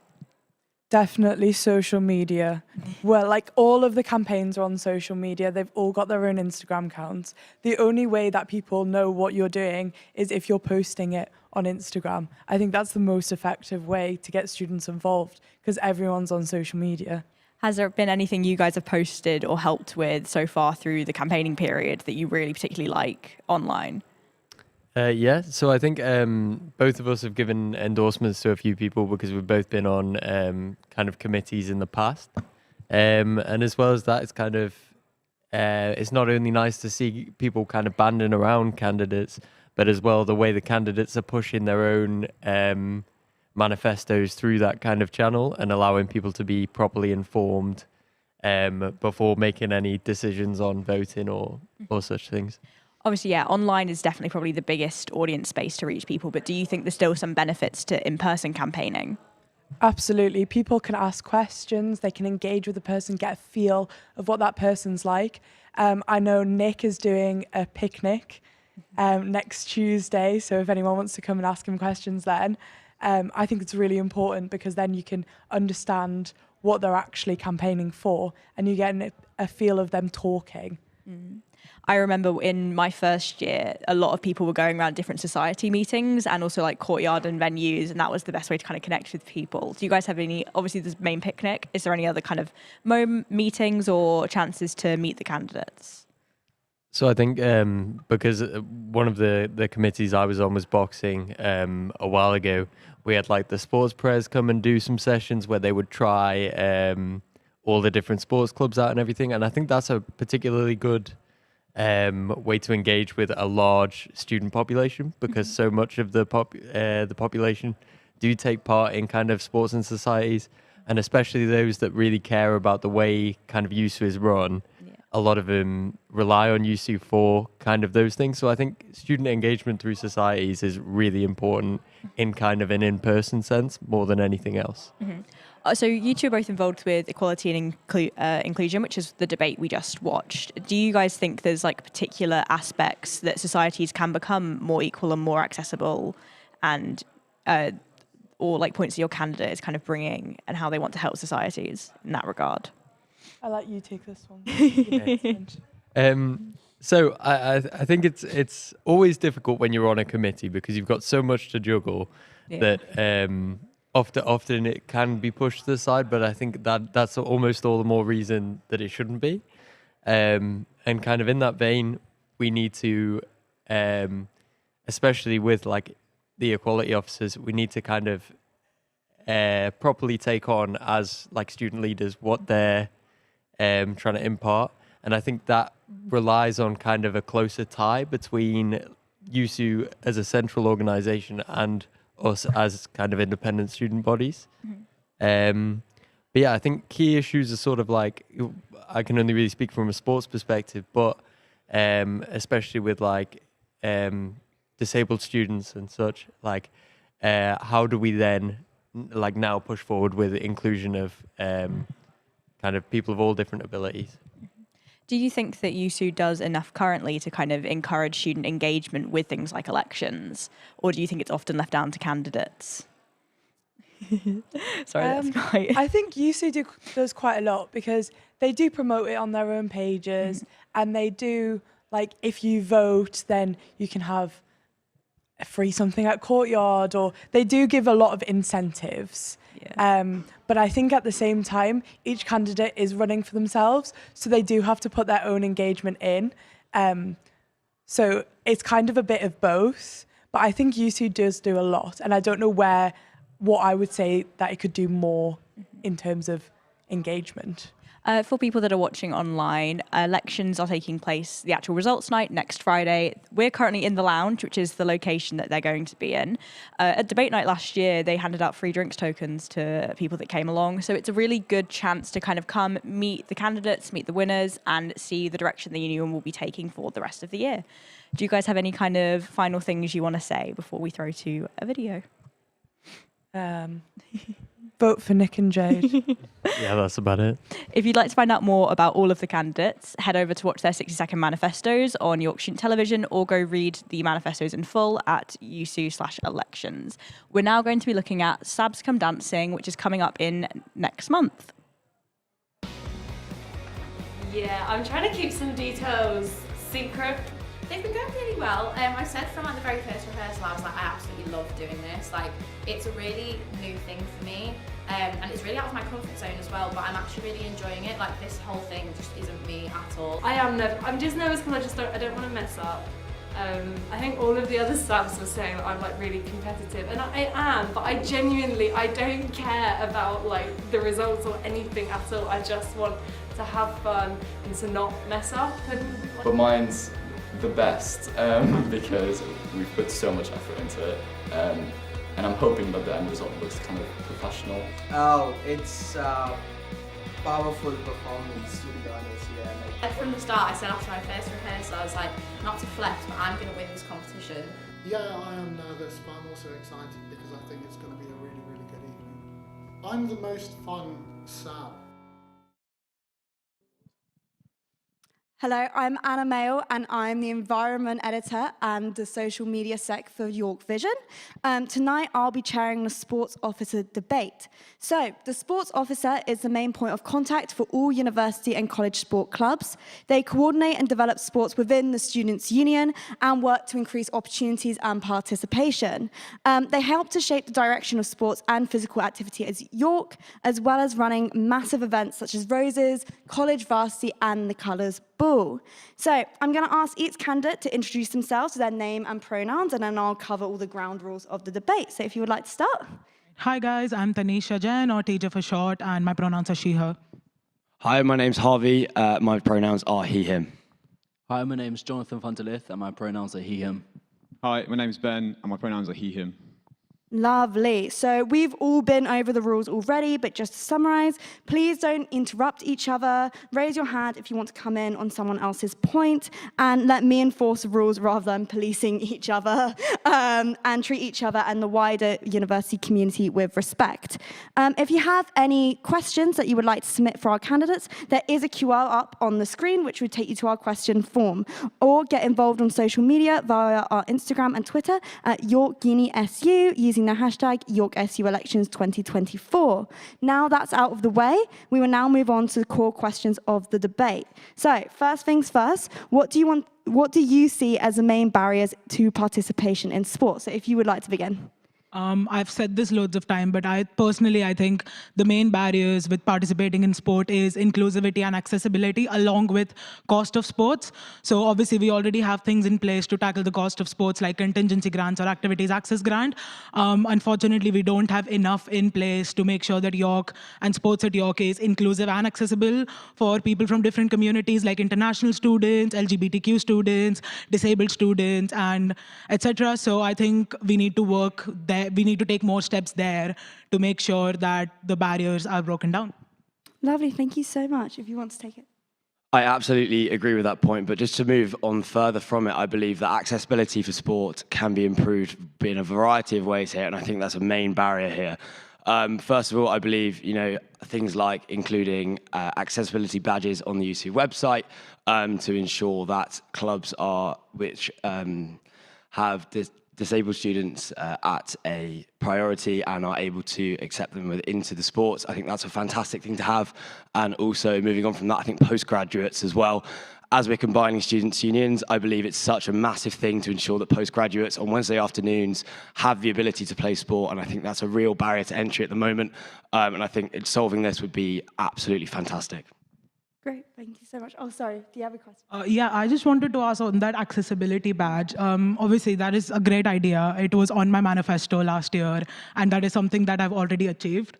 So that is something that is already in Thank you place. so much. I'm sorry, I'm just going to have to go move on to the next candidate. Yeah, so one of the ways accessibility can be furthered on is, I think, from a club perspective, both college and university, is to have more wellbeing officers, making sure that each club has a wellbeing officer and making sure that they're trained to at least some degree to be able to handle certain situations that can be across anything that the university can think of. I think just before that, I think that there needs to be more promotion of the fact that there are a lot of ways that people with certain disabilities can play sports at the University of York. And I think that needs to be promoted a lot more in order to show students that it is actually possible to play sport. Lovely. Do you want to take the question? Of course. I think that one of the two barriers is, firstly, it's cost, and then also sort of an inclusivity barrier. Something that most students may not know is at York, we have an exceptionally expensive sports community. So most other universities are paying 2 or 3 times less than we do individually as a student to access facilities that the university own. And I just think there's stuff we can improve there. I don't think that we have to be paying £27, £28 a month to access a gym when other freshers at other universities around the country are getting access to their gyms for free. Cost affects everyone, and especially within a cost of living crisis, in a recession, I think we need to do more to ensure that cost isn't the barrier. And then also, sort of building on a lot what TJ said, I think we need to do more to get rid of stigmas around competing in high-level sport. So I've been receiving messages from a lot of sort of high-level sportswomen who have said that sometimes they don't feel like they're taken seriously, mainly because they may do a sport which, you know, in this sort of male-dominated sports space, that isn't viewed as serious as maybe like rugby is. And I just think that isn't acceptable. I'm think so sorry, I'm just going to have to cut you off there just so I can get on to the next question. So why do you think that physical activity or sport is important to all students? So I'm just going to start from this end again. This is something that is really, really, really close to my heart. As someone who suffered from mental health issues since I was 8 years old, and I've gone through something really tragic over the last few months, and the only reason I'm still here and I'm still running to be sports officer is because of sports. I know the massive importance of physical activity on mental health. It is a great way to relieve stress. It is a great way for you to turn to something when you don't want to do anything. It can save lives, and I don't say that lightly. It can save lives, and I think that is the importance of sport. It keeps people going, it keeps people grounded, and it keeps people alive. And I think it's one of the main reasons students do come to our university. I've heard endless students say that they would have dropped out if it wasn't for the sports club, or they would have just gone back home every chance they got if it wasn't for sports. And I think that is the power of sports, that it brings people together and it keeps people alive, to be honest. Lovely, if you want to take it. I think absolutely. I think that mental health is such an incredible part of our sports community here, and I believe that it's really such a fantastic way of ensuring mental health is really fantastic. And I think for me personally, it's helped me in so many times throughout my life at university and even before. Also, I want to touch on community. I think here at York, we have such a fantastic sports community. I know a lot of my friends have come straight through sports clubs and things like that. And I just think that the people involved are what drive sport here at York. And I think it's just such a fantastic mechanism to get involved in clubs, and to ensure that your university experience is such a fantastic time. Thank you so much. If you want to Yeah, so kind of building on Harvey's first point, for myself personally, sport has really helped me connect with my family members. As well as the university members. So I co-founded my college's volleyball team, and I've met so many people both in the uni-volleyball community as well as the college volleyball community, and it's really helped me kind of progress in my university career, both sports and academic. Really, when I play sport, I just kind of turn my mind off. I just forget all the stress about university, and I'm just there to work on my own sport and just kind of clear my mind, and it really, really helps. And I think we definitely have to push the fact that sport is always an option. If you're stressing, if you're revising for exams, that you always need to take time off. Maybe not to play sport, maybe just to go for a walk, or just to clear your mind, turn your phone off, go do something active is always a really, really good option. And I found personally that's really helped. And I think we should really push that. Thank you so much, Ben. Yeah, I think I would build on sort of the community idea. So last year I had a life-threatening injury, and I have to say it was the sports community at York and like my teams that I went back to who really sort of enabled me to recover from that. It was a really long recovery, but sort of like the idea that as soon as it happened, and then every time someone saw me, they would just check in on how I was. And I mean, I came from sort of a non-sports background. I didn't do sports really before I came to university, and so I never really had that sort of, I guess, that camaraderie that I then gained. So I was really taken aback by it, and it's been one of the most pleasurable parts of being at university. It's just being a part of something bigger than just yourself, or even just bigger than your own sports. Great, those are all great answers. Thank you so much. So now we're going to move on to a student question that was pre-submitted by a student on Instagram. Okay, so some manifestos speak of specific financial support, like scholarships, for example. Where does the money come from in your plans? Because previously, officers have been very honest about how hard it is to get grants to support students for activities, sports, groceries, rent, etc. So this time, can we just start from the other end and go that way with Ben? Yeah, so part of my manifesto is I want to introduce sports scholarships to every undergraduate and postgraduate student, so they can access sometimes maybe small amounts of money, so they can access high-level sports competitions and also get help with training costs, because sports is quite expensive, and especially as an individual athlete doing, like I do quite individual sports, it's quite expensive. On sort of funding it, I'm not sure of the current. I mean, I have sort of had a look at all the books for both York Sport and for USU, just to kind of get an idea about what the pots of money look like, and it will be tight. You know, there's not a huge amount of money to go around. I'm currently the sports treasurer, sports union treasurer, and I know there's not enough money going around because I'm having to give a lot out in contingency granting. So my main plan is to look at how cost of living support funds have been utilised, because I believe one of the last updates we got from Pierre-Eric Roger, the president, was that quite a few of the rent, like I think the rent grant in particular, hadn't been utilised very well. And I want to see if we can take a small amount of that money and redirect it as sports scholarships, which are also open to all students, because I think students gain so much from being active that any help is good help. Perfect. If you want to move on now. Perfect.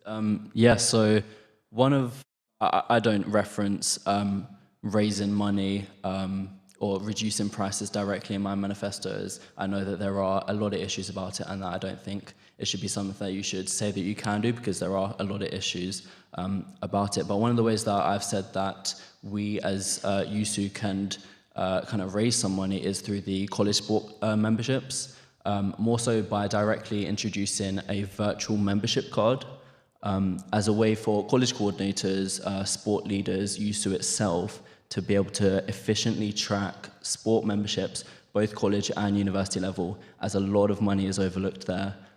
From direct experience speaking to people who don't say directly that they haven't bought one, but they infer it, and they very cheekily infer it. I think there's a lot of money that's overlooked, and that's a good way to start boosting the funds, is through that.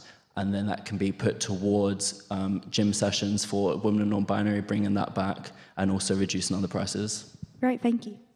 I'd like to look at this from two aspects. So firstly, I'd like to touch on college sports. I think I absolutely agree with you that I believe that the college sport memberships is such a fantastic way of raising funds. Obviously, throughout my manifesto, I don't necessarily directly address funding. However, I believe that with the implementation of postgraduates into college sport, I believe that this can improve memberships, and this is a great, realistic way of introducing money into the college sports system. The idea for this is to either allocate new postgraduate students in undergraduate college in order to make them, or to let them enter the college sports system, or also, if there's demand for it, introduce Wentworth-specific teams. Finally, on a university sport level as well, I believe that improving the Challenge Week initiatives, youth fund initiatives, also going to national organisations such as England Hockey and the FA, I believe that they are really useful organisations to make the most of. And yeah, that would probably be me. Yeah, I just want to say, yeah, Wentworth students are a big part, and I think it's really good that this year Wentworth have combined, I think, with Halifax sport memberships, and I think promoting that fact that Wentworth students can actually play sport produces a lot more money. I definitely agree with the fact that Wentworth students should be... I'm so sorry, I'm going to have to cut you off just so we can move on. But yeah, could you just answer the question? Yeah, just to touch upon what Harvey said, yeah, Wentworth students and postgraduates are already allowed to participate in a college sports system under any college. Actually, any student who buys a membership for a college sport can play college sport. There is a reason I didn't mention scholarships in my manifesto. The main point is because that's something I'm already working on behind the scenes, and I didn't want to overpromise something that might not be achievable in under a year. So that is something I'm working on, and it is possible. But again, there's not unlimited pots of money. And I think there are other things that need money in the first place, like sustaining the Activities Access Grant, because that helps thousands of students, and it is something that is not guaranteed for us to have every year. So as much as I do agree, having scholarships at university would enhance our sports, I think there are ways that money can be used in other ways that would much more enhance sports at York. Lovely, thank you so much. So I've just got another live question on here, which is, will there be any steps taken to ensure physically disabled students can also take part in sports on campus? So if we could just go from Ben again to give you a break. Yeah, so I think the initiatives that TJ has started this year are really, really good, especially around getting disabled students and disabled sports teams more involved in sports. So like the wheelchair rugby, that is just such a, wheelchair, is it basketball? Yeah, sorry.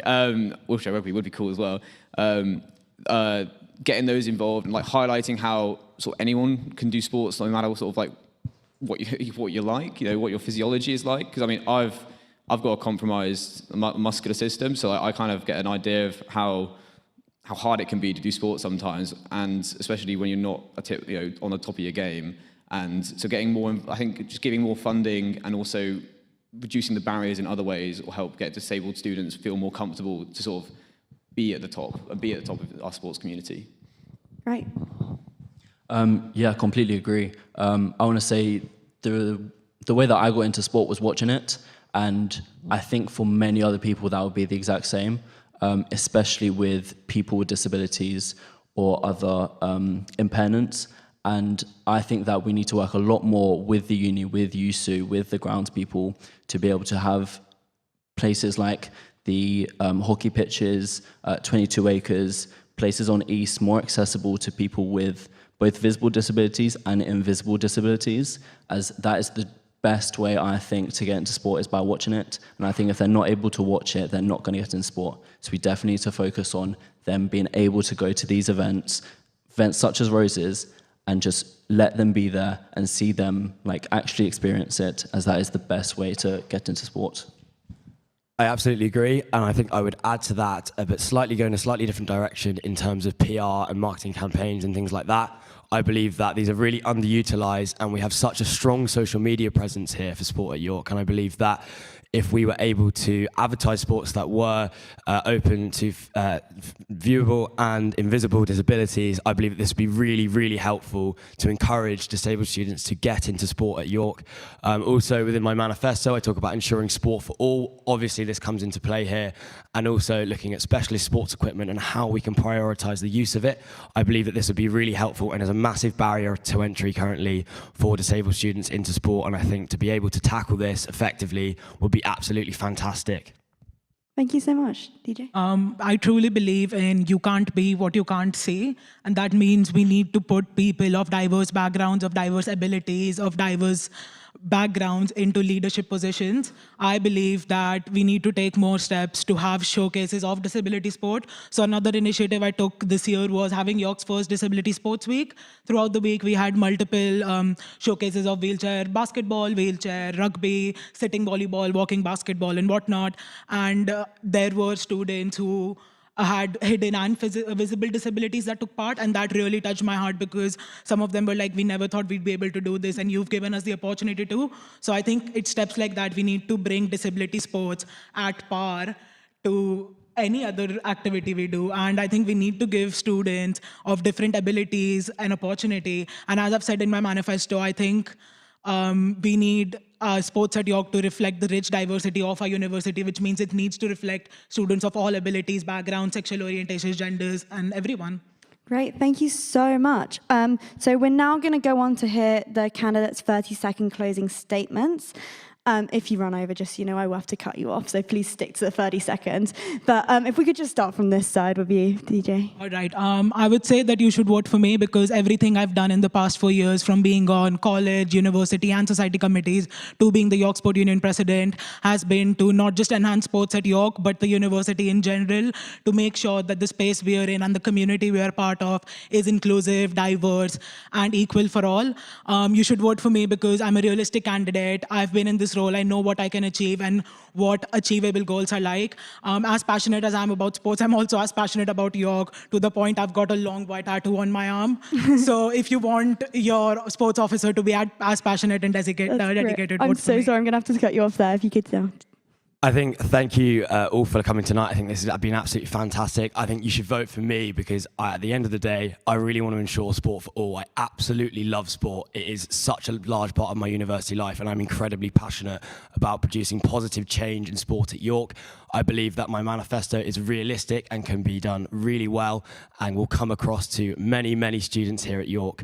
And I also think that I will want to encourage a culture of inclusivity, accessibility, and to make sure that everybody has a positive experience here. That's great. I'm so sorry, I'm going to have to cut you off there if you could take it. Thank you. So I think you should vote for me because I really have experience of all kinds of aspects of sport at York. I'm both a college sport player and a university level sport player. I'm also on Tanisha's committee as the tournament sec, so I do have a lot of experience with organising Rose's, varsity and other sport tournaments. My manifesto, I think, includes a lot of aspects of sport at York. I want to talk about college, university, I want to talk about the inclusivity, women and non-binary sessions. I think there's a lot that I can do and a lot that I can achieve. Thank you so much, Ben. Yep, and I think you should vote for me, just because I'm maybe a bit of a difference from these three. So my manifesto is quite focused on the cost of sports, and I think that comes from me my sports that I do, which are quite, I do mountain biking, I do skiing, I do climbing, exceptionally expensive sports to take part in, and ones that really need a university community to sort of make it accessible. So that's my plan. I want to make sports cost affordable at York, and then also I want to fight stigmas and sexism in sports because I think there's still so much progress we can do. Thank you so much. I'm going to have to cut you off there, but I just want to say thank you all for watching and for taking part in the Sports Office debate. Don't forget that voting opens on Monday the 18th. Remember your favourite candidate to vote for from all of these lovely guys. And we've almost reached the end of the evening. So next up, we have the Union Development Officer debate. But before then, we are going to watch a video from the previous Activities Officer, Rowan. Thank you. Hi, I'm Rohan, the USU Activities Officer, and I'm here with YSTV outside Salvos on the Thursday night of Freshers Week. Apparently, it's Hawaiian night, and we're going to try chat to some people. So what are your names? Sam. Jacob. Joe. I don't know why you had to think about that. Now, what are your names? Johnny. Becky! Hello, Becky! Hello, what's your name? I'm Rohan. Rohan. Yeah. I'm here with YSTV interviewing YSTV. How are you, Reese? I'm doing very well, thank you. How are you feeling right now on a scale of 1 to immaculate vibes? 11. Yeah, 11.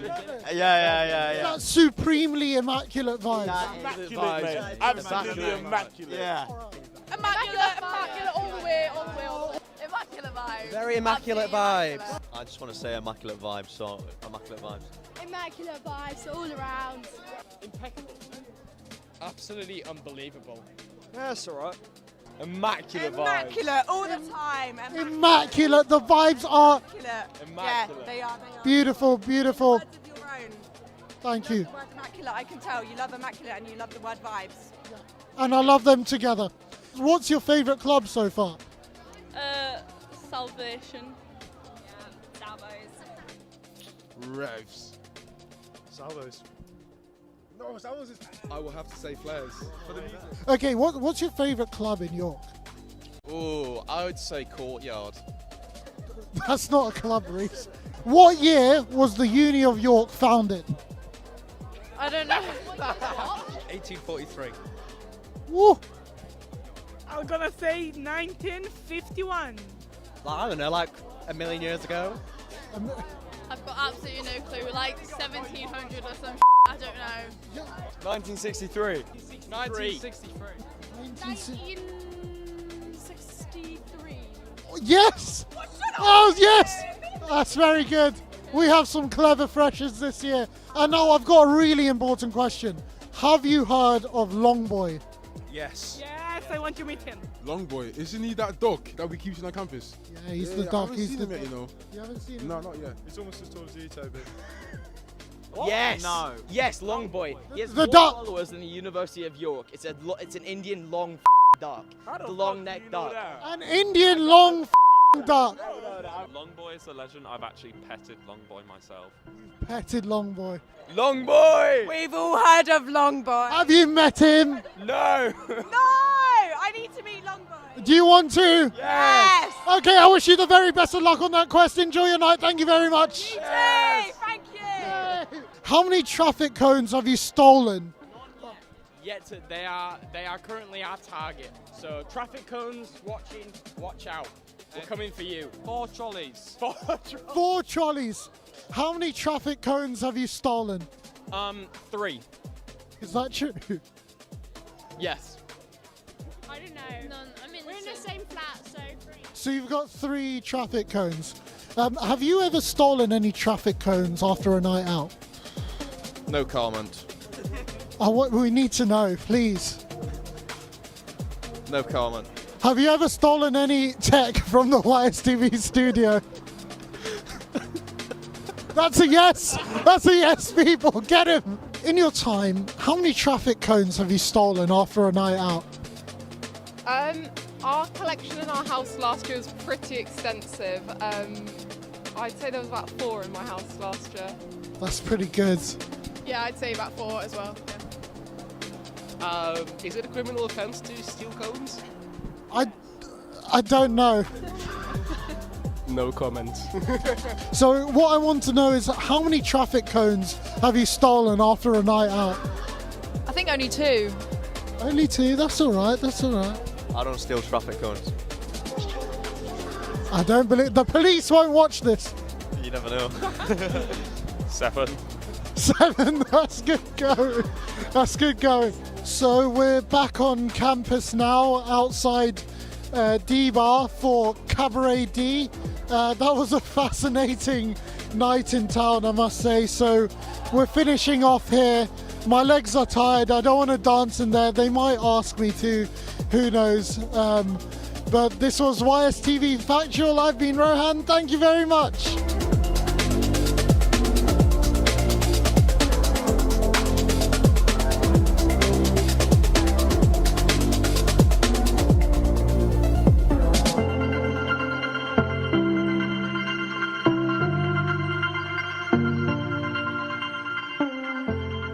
Welcome back to the Green Room. I'm currently joined by... I'm Anna. I'm part of York Vision. I'm the environment editor and the social sec. Such a classic combination. And I just did the sports union officer debate. I'm Eddie. I'm the president of the Lemon Press, and I'm also the deputy managing director of Vision. So how have you guys found the debate so far? I mean, I think really good. It's been really interesting. And like, obviously you can look at candidates' manifestos and you can like look at their Instagrams and everything. But I think until you see them talk, you don't really get a sense of who they are or anything like that. So I think that's been really nice to like, in a way, properly meet the candidates, even if it's just them talking through their ideas. It's been really nice to meet them in general, and also they've all been really lovely. Oh yeah, that's the other thing. Everyone here is really nice, which has made it a really nice evening. What do you think is the most important kind of thing for a candidate to do when running?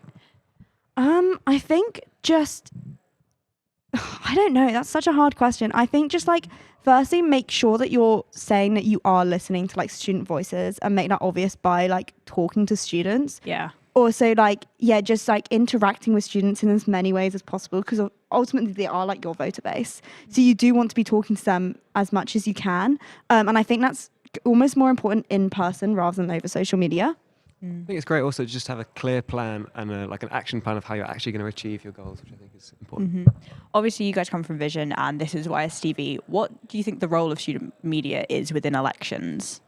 Oh my God, that's it's so important. I mean, I'm a big fan of student media in general, but I think in terms of elections, it's really about showing the different candidates and making sure that they all have like a more equal platform to speak on. Because obviously the thing about all the candidates is that sometimes some of them might just be like sort of like that bigger name on campus than others. But if they all have the equal opportunity across like the radio, across YSTV, it's just a really good chance for them to be able to speak and all have that opportunity. I think it's great also to just like drive engagement in general and make sure people, whoever they vote for, are voting for someone, because it's really important and I think it sometimes gets overlooked. As we said earlier, we've gotten to see the candidates, speak to them and get to know them better.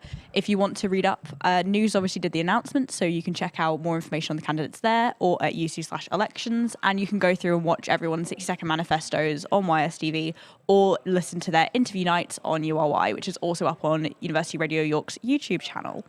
So has there been any particular topics tonight that you found very interesting? I think everything about sort of accessibility and inclusion is really important, and I've really been happy that that's been like a common theme across the debates. Because there's particular roles that obviously that's highlighted more in, but every single debate has brought it up at some point. Yeah, and I think that's really good, just because it is the people who don't, like, they do get marginalised in student communities, and just making sure that they are also at the centre of uni life is really important. Eddie? I think also I thought the buses were important. I was interested in buses. Yeah, well, we had Hannah on afterwards, so if you'd like to hear more about the first student buses, you can rewatch this interview, the interview with her, just to kind of hear more about what's already in action and then what the candidates think it will be like going forward. With sport, obviously that was the most recent debate and yours. We have Tanisha as a returning candidate. Do you think there's a different dynamic when a category has returning candidates? I mean, yeah, I feel like in a way, and this goes for like every sort of election, when you have that sort of incumbent returning candidate, like they can already point out to what they've managed to do already in the role, and they also probably have the greatest knowledge of what the role actually entails than other candidates. But I also think people also then get the opportunity to see the new candidates compared to them and see different ideas, which is also really important. But yeah, I think the dynamic, the dynamic's definitely very different. Anyway, so we're going to be heading back over to the Union Development Officer debate.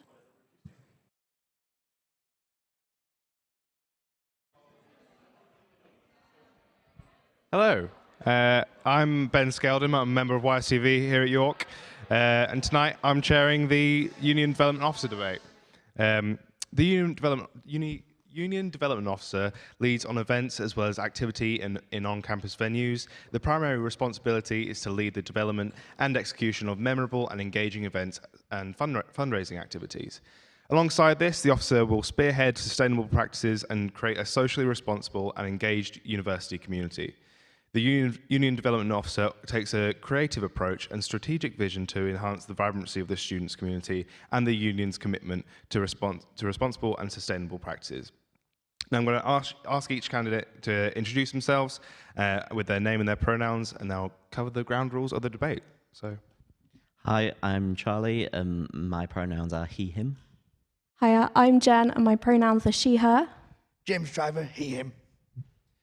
Now, we've already been over the rules, but just to summarise a bit, please don't interrupt each other, and you can raise your hand if you want to come in on someone else's point. Let me enforce the rules rather than policing each other, and treat each other and the wider university community with respect. If you do you have any questions you'd like to submit for our candidates, there is a QR code on the screen which will take you to our question form, or get involved on the social media via Instagram and Twitter at York UniSU, using the hashtag York SU Elections 2024. Now that's out of the way, we'll move on to our core questions of the debate. So, what would you do to ensure that union development takes postgraduates into account? And we'll start from here with Charlie. Yeah, so this is really important. Obviously, we've just merged with the GSA. This is first new joint union. In terms of postgrads, I think there's a lot of making sure that they know sort of USU is there for them. It's a lot of like being there at their arrivals, being there, sort of just really emphasizing the fact that USU is for them too. And I think we can utilize this also in our venues. our venues for a lot of students, postgrad and undergrad, is their first sort of direct connection with the union. So I think really using this link is necessary.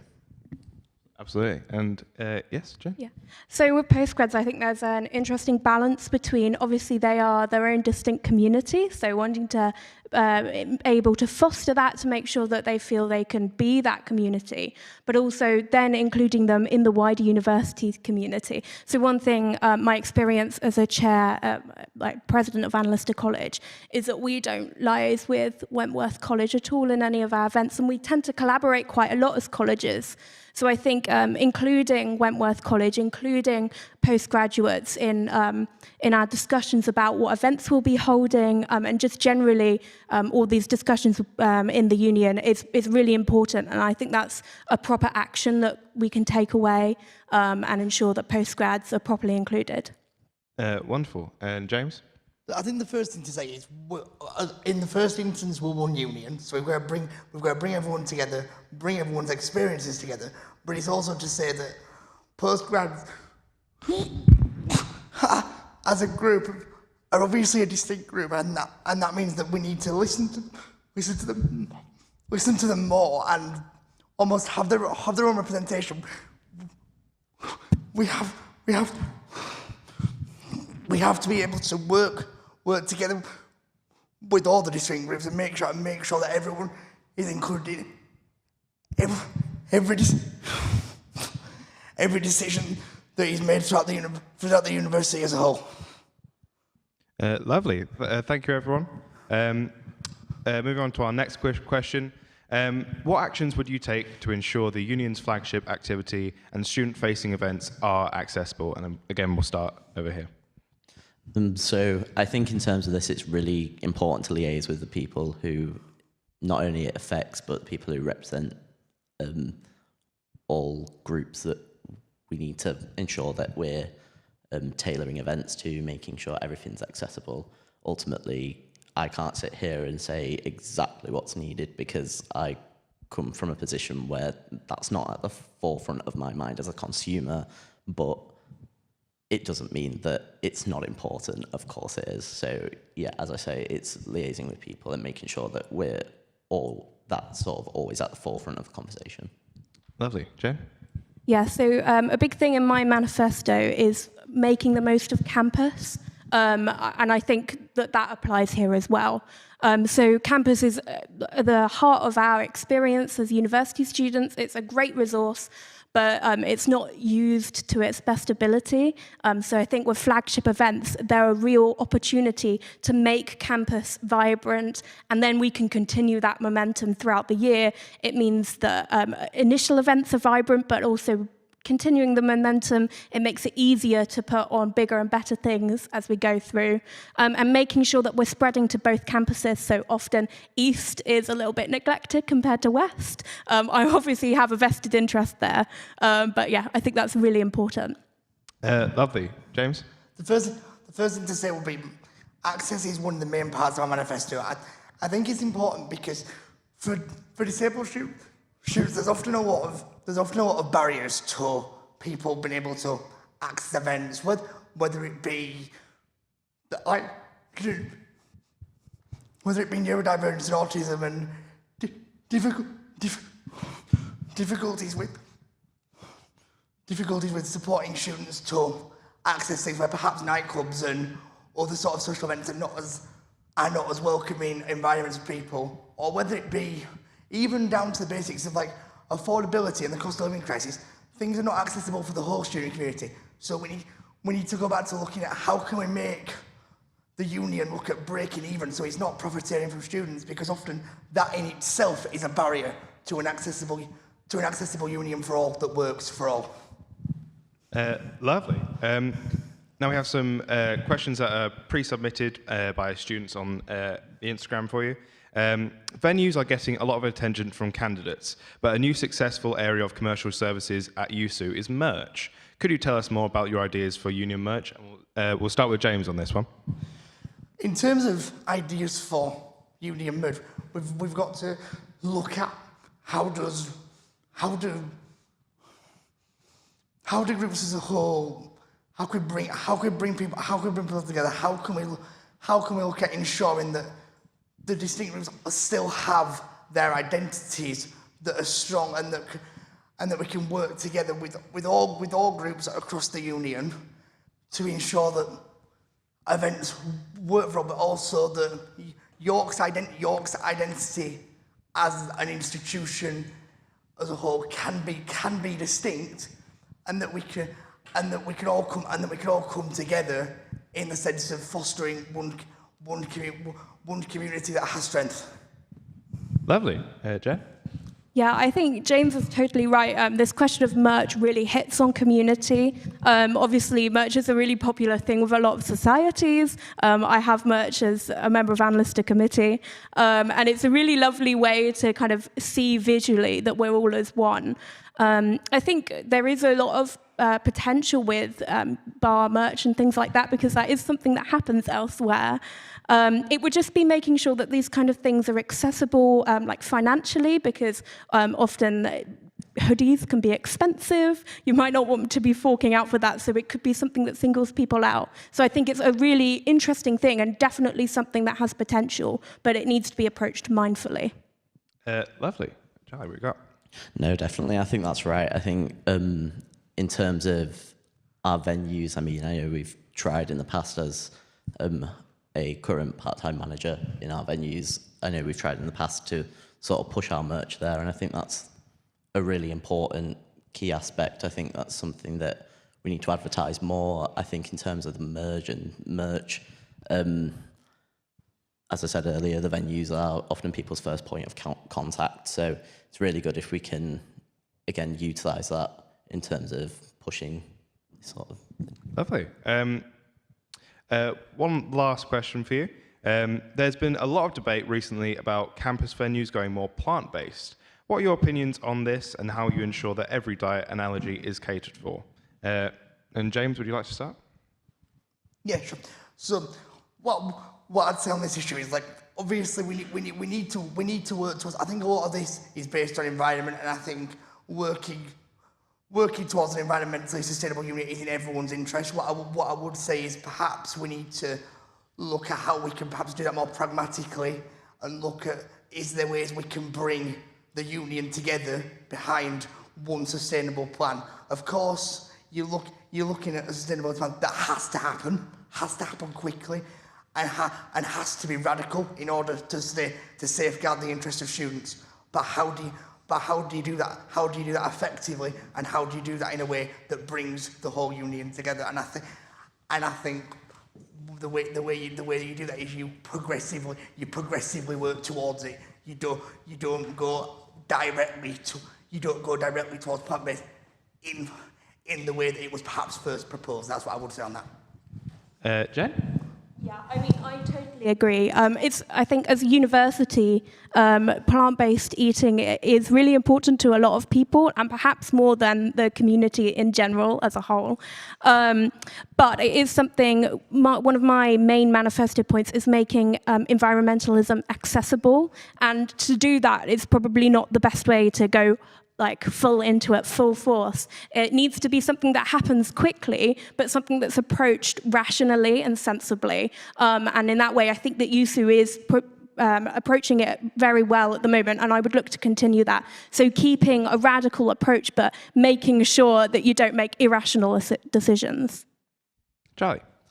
Yeah, definitely. It's something that we have to approach with caution. I mean, ultimately, making a radical change that perhaps ends up getting reversed because it's not sustainable is obviously not what any of us want. And I think that's something that I had a great conversation with the president of Envirosoc with about how we need to be gradual, but also at the same time pacey. It's quite a hard balance there. But no, we need to make sure that if we're going down this route, and it's the right route to go down, that we're doing it gradually and that we're doing it sustainably, so that we're not sort of limiting our options in terms of what our venues can provide. I think there's a lot more products within our venues that people don't realise don't really have plant-based alternatives. So it's something that we need to tackle, but tackle with caution. Wonderful. Thank you very much, everyone. We will now hear the candidates' 30-second closing statements. And again, if you run over time, I'll have to cut you off. And Charlie, would you like to start? Yeah, so I think people should vote for me because of my experience. My manifesto is built off of knowing USU. It's off of knowing what we can do, and everything in there is really achievable. Ultimately, if you want to see some real change and something that's every point, as I say, is achievable, everything we can do, then please do vote for me. Wonderful. Jen? Yeah, so I think people should vote for me because this student politics is something that I've lived and breathed for all 3 years I've been at university. I'm president of Analysta. I know how these systems work. I know what's achievable within them, which is why my manifesto looks at specific policies. Yeah, one thing else I just mentioned is that it's really important that our union is representative. And of all of the candidates, I'm the only woman standing. So I do think that that's a really important thing to look at as well. Wonderful. And James? People should vote for me because I've got a plan that's based on detail. I've had a record of delivery that shows I can take on the big fights and win. When I took on the battle to bring back teacher assessed grades in 2021 during the pandemic, and I'm the only candidate pledging a clear path to net zero by 2030 that's going to work for all. Lovely. Then we have an extra candidate. Would you like to introduce your name and your pronouns and give us a 60-second statement? Is it not working?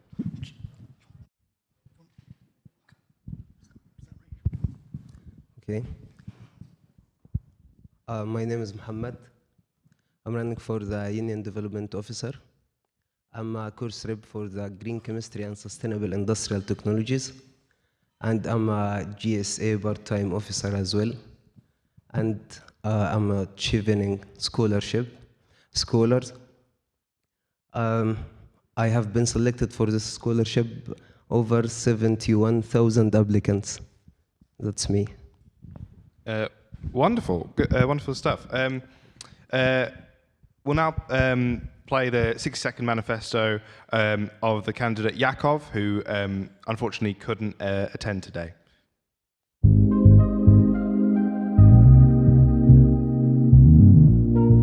Hi YSTV, I'm Yakov. As the first developer of the new union, I want to empower student voice through open, transparent dialogue and action.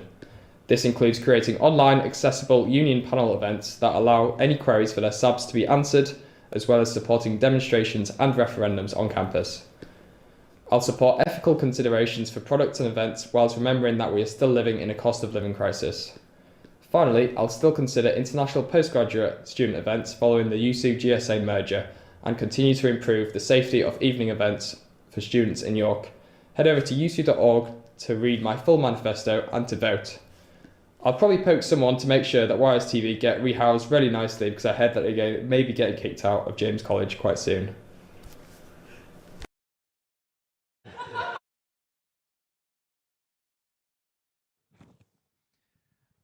Lovely. We unfortunately do not have 60-second manifestos from Andrew, but feel free to head over to the usu.org/elections to read his full manifesto.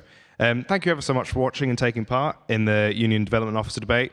Don't forget, voting opens Monday the 18th. Remember your favourite candidate and remember to vote for them. We've almost reached the end of the evening. Next up, we will have the final debate, the Union Affairs Officer debate. But let's go to the waiting room and see how our outgoing Union President Pierrick thought the debate went. Got there. Long night. Welcome back to the studio. I am, in fact, joined by Pierrick. So now that we're further into the night, how are you feeling about the debates and the candidates? I feel like we've really got a nice suite of candidates going for this year. And they're all really talented. It's been really nice to see so many people so engaged with the union and elections. Obviously, we've had a few new roles. This is because of merging with the GSA. What was the relationship between the GSA and the union like previously? How did they interact? Yeah, so it was amicable. Obviously, they played a different role in that they only represented postgraduate students. And that means that because they represented a cross-section, really, of the student population, they didn't really need to be involved in all of the other conversations. So you can imagine that conversations about undergraduate colleges had nothing to do with GSA. But it was an amicable relationship. They obviously were the other students' union on campus, and that means that they were involved in all of the governance structures at the university just as much as USU, but they served a different purpose as us. How involved with the creation of the new roles were you? Very involved. I was involved since day one. I think it was like a few weeks right after I was elected. We went straight into the negotiation table with the university. Started drawing up plans really for how we're going to go forward with the new union. What was specifically on your mind of things you really wanted to highlight during the merger?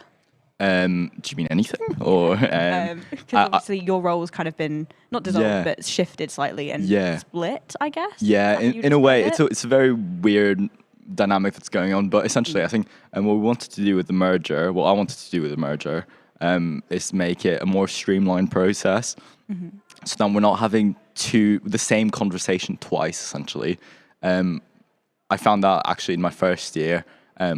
That was a lot of that happening. It's duplication, essentially. Between other SABs and yourself? No, between the two unions, yeah. So it'd be having conversation with me, the university having a conversation with me, and then having to have the same conversation with another president of another students' union representing the same people. Did the GSA have elections the way that... Yeah. Okay. So it was, think of USU, copy-paste before postgrads. Okay. And I don't know, it made sense for when it was made, but right now, I think what we need really is an ability to speak to the university directly and for decision-making to happen at the forefront of things.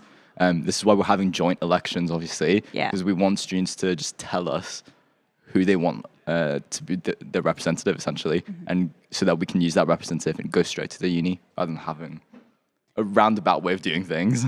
With kind of the newer roles, what were the things that why were they the topics that were kind of selected or created? Yeah. So obviously we kept the 5 roles that currently exist. I think they've been rebranded. So especially sports presidents turned into sports officer, presidents turned into union affairs. The 2 additional roles were kind of areas of growth we wanted to go into. So the equality and inclusion officer is something that the GSA were particularly keen on, representing cross-sections of the population that don't ordinarily make it into the other roles. So we wanted a dedicated officer for that. And then the last one was, oh my God, what is it? Union development. Because we haven't been able to have that conversation about commercial services before. It usually just kind of went into the activities officer, president, kind of whoever wanted to have that conversation with CS. And we needed that space to have that conversation in. Fair. Something that's come up quite a few times tonight is East Campus and how that kind of can be developed further.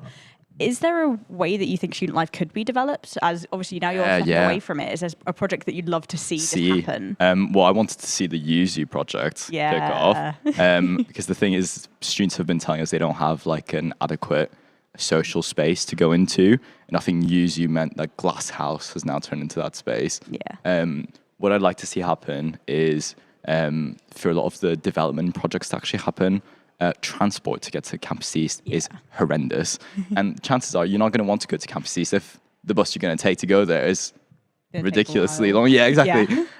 So I'd like to see investment in that. And I think that's something we're going to be pushing for later on. I have no idea if you'd know this, but obviously recently there's been a lot of transport surveys going around on both campuses. Has that been to do with First Bus and USU, or is that kind of just a massive coincidence? No, I think there's a few things going on around that main axis. Around bike lanes and trying to understand how buses can flow in and out of East Campus better.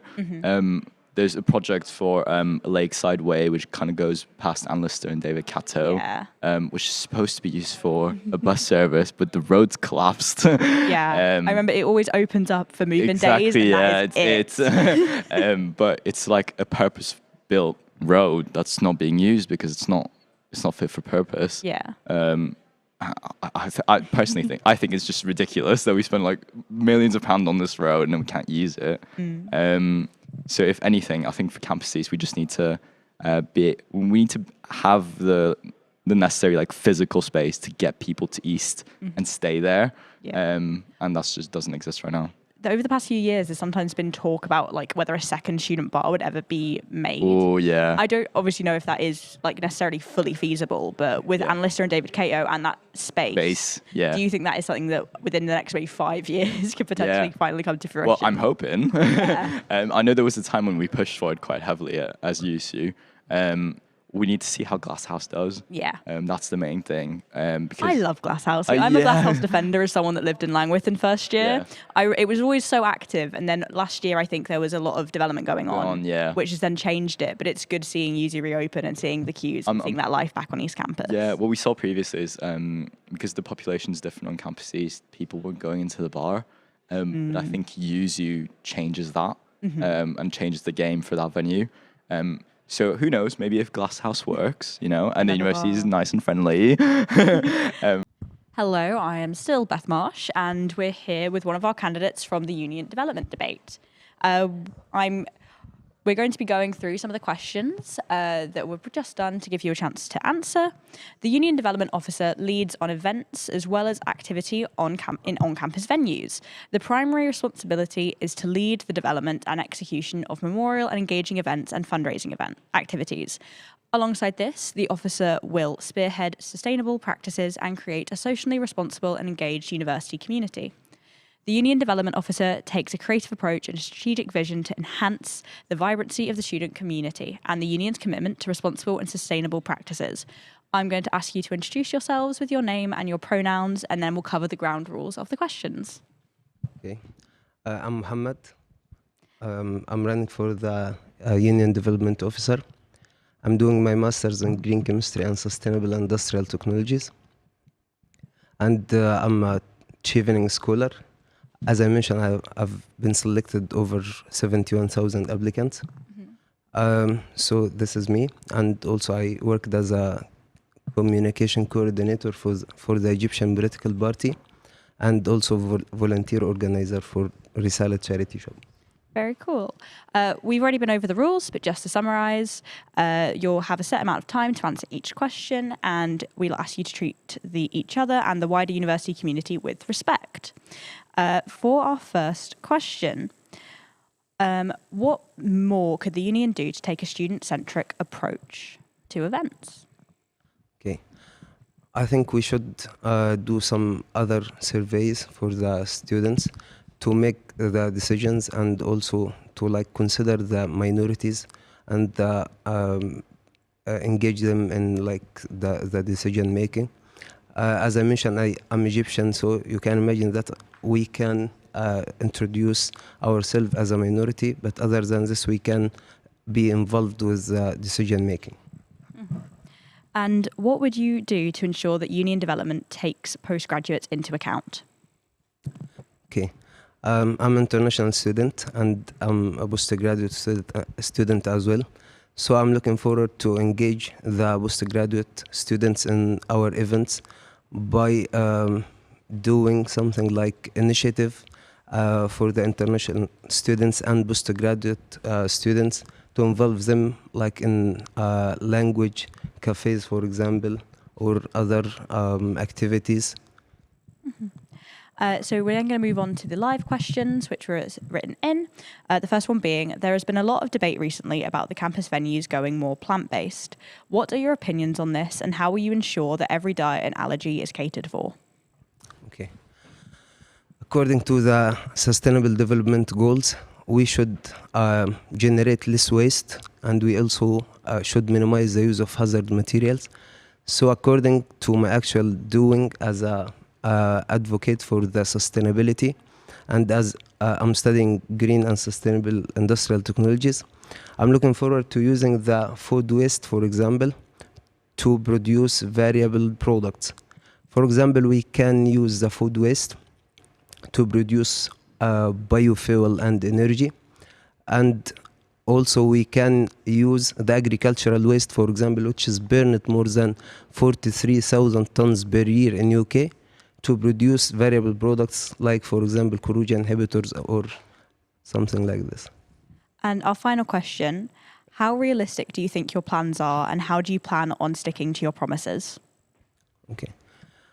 According to my actual doing, as I mentioned, we can provide this by doing some plans, like as you mentioned, the sustainable development using of the agricultural waste, for example. It's not very difficult to do it, but we should work together to improve the bio-based materials. Okay.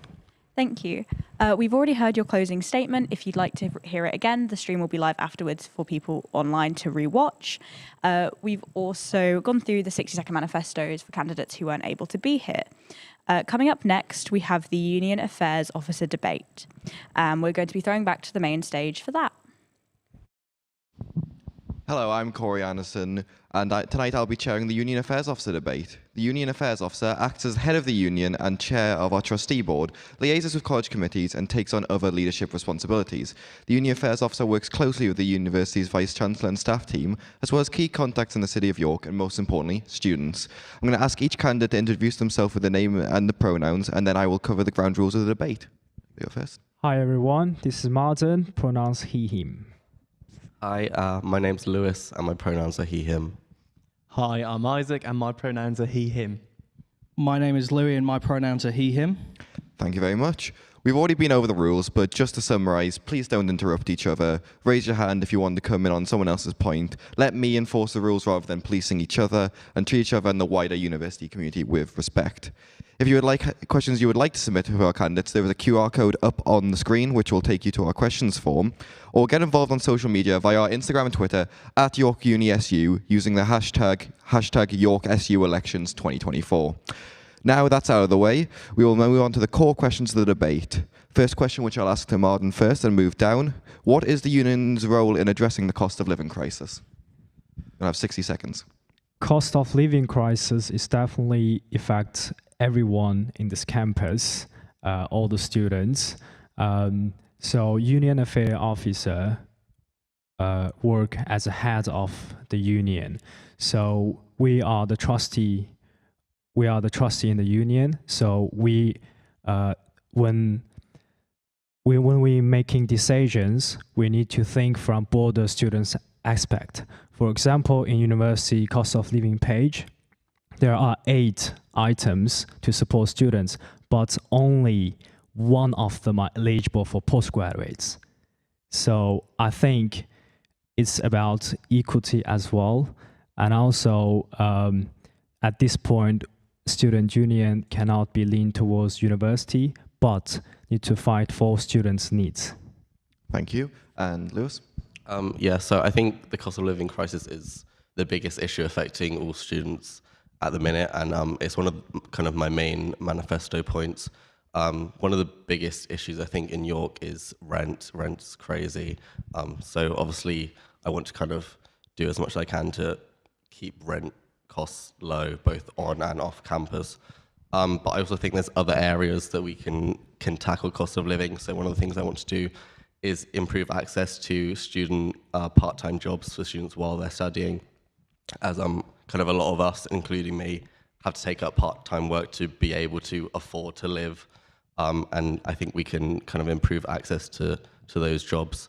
Also improving access to kind of sports and societies that are very expensive. I think we need to look at kind of the expensive sports and societies and try and see what we can do to kind of decrease the cost of those. And also lobby the government to kind of increase maintenance loans, because they're kind of way low down with inflation. Thank you. Next up. Yeah, I'd say that cost of living is massively important. I think in my radio interview with York Radio, I said it was my most important point in my manifesto, because I think it is the thing that affects students most, as Lewis said. I think the stuff that the union does already, such as the free food provisions, the rent grants, the energy grants, the stuff that they've been lobbying for, I think that that is massively important to students in order that they see something that the union is doing to help benefit them. So I think carrying on with that, but also, as Lewis said, looking at long-term solutions to problems like sky-high rent in York city centre, talking with the city council, talking with the university about how can we actually regulate this industry that largely just puts up rent constantly year on year because they know that they're going to fill the houses. So yeah, definitely would be my top priority. And I think that finally, just as a finish, like cost of living is where students see the union at work the most. They see the union fighting for them, they see the union supporting them, and I think that's where we really build a positive relationship with the students, both undergraduate and postgraduates as well. And Louis? I think the cost of living crisis is obviously awful for everyone. I can't think of many students who aren't affected by it. And rent obviously is a major problem. Many landlords see this as an opportunity to increase rent on students and gouge them for more. And I think the main problem is the quality of accommodation being provided in New York. I've had problems with my landlord where he's not delivered on time. He always false promises essentially. And some of the uni accommodations had this problem too. I lived in Alcuin last year, and I'd say it was subpar. Obviously, that wasn't managed by the uni, it was managed by UPP. And at the moment, Alcuin, the building I used to live in, Old Quad, Block H, they are currently dealing with a kitchen refit in the middle of term, which I think is rather intriguing and a weird choice of fun diversion, because why would you do that during term time and force students to use a temporary kitchen in a porta cabin?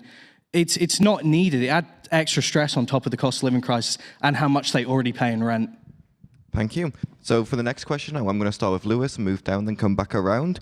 How can you feel that the union's governance can be more transparent? So again, this is also one of my manifesto points.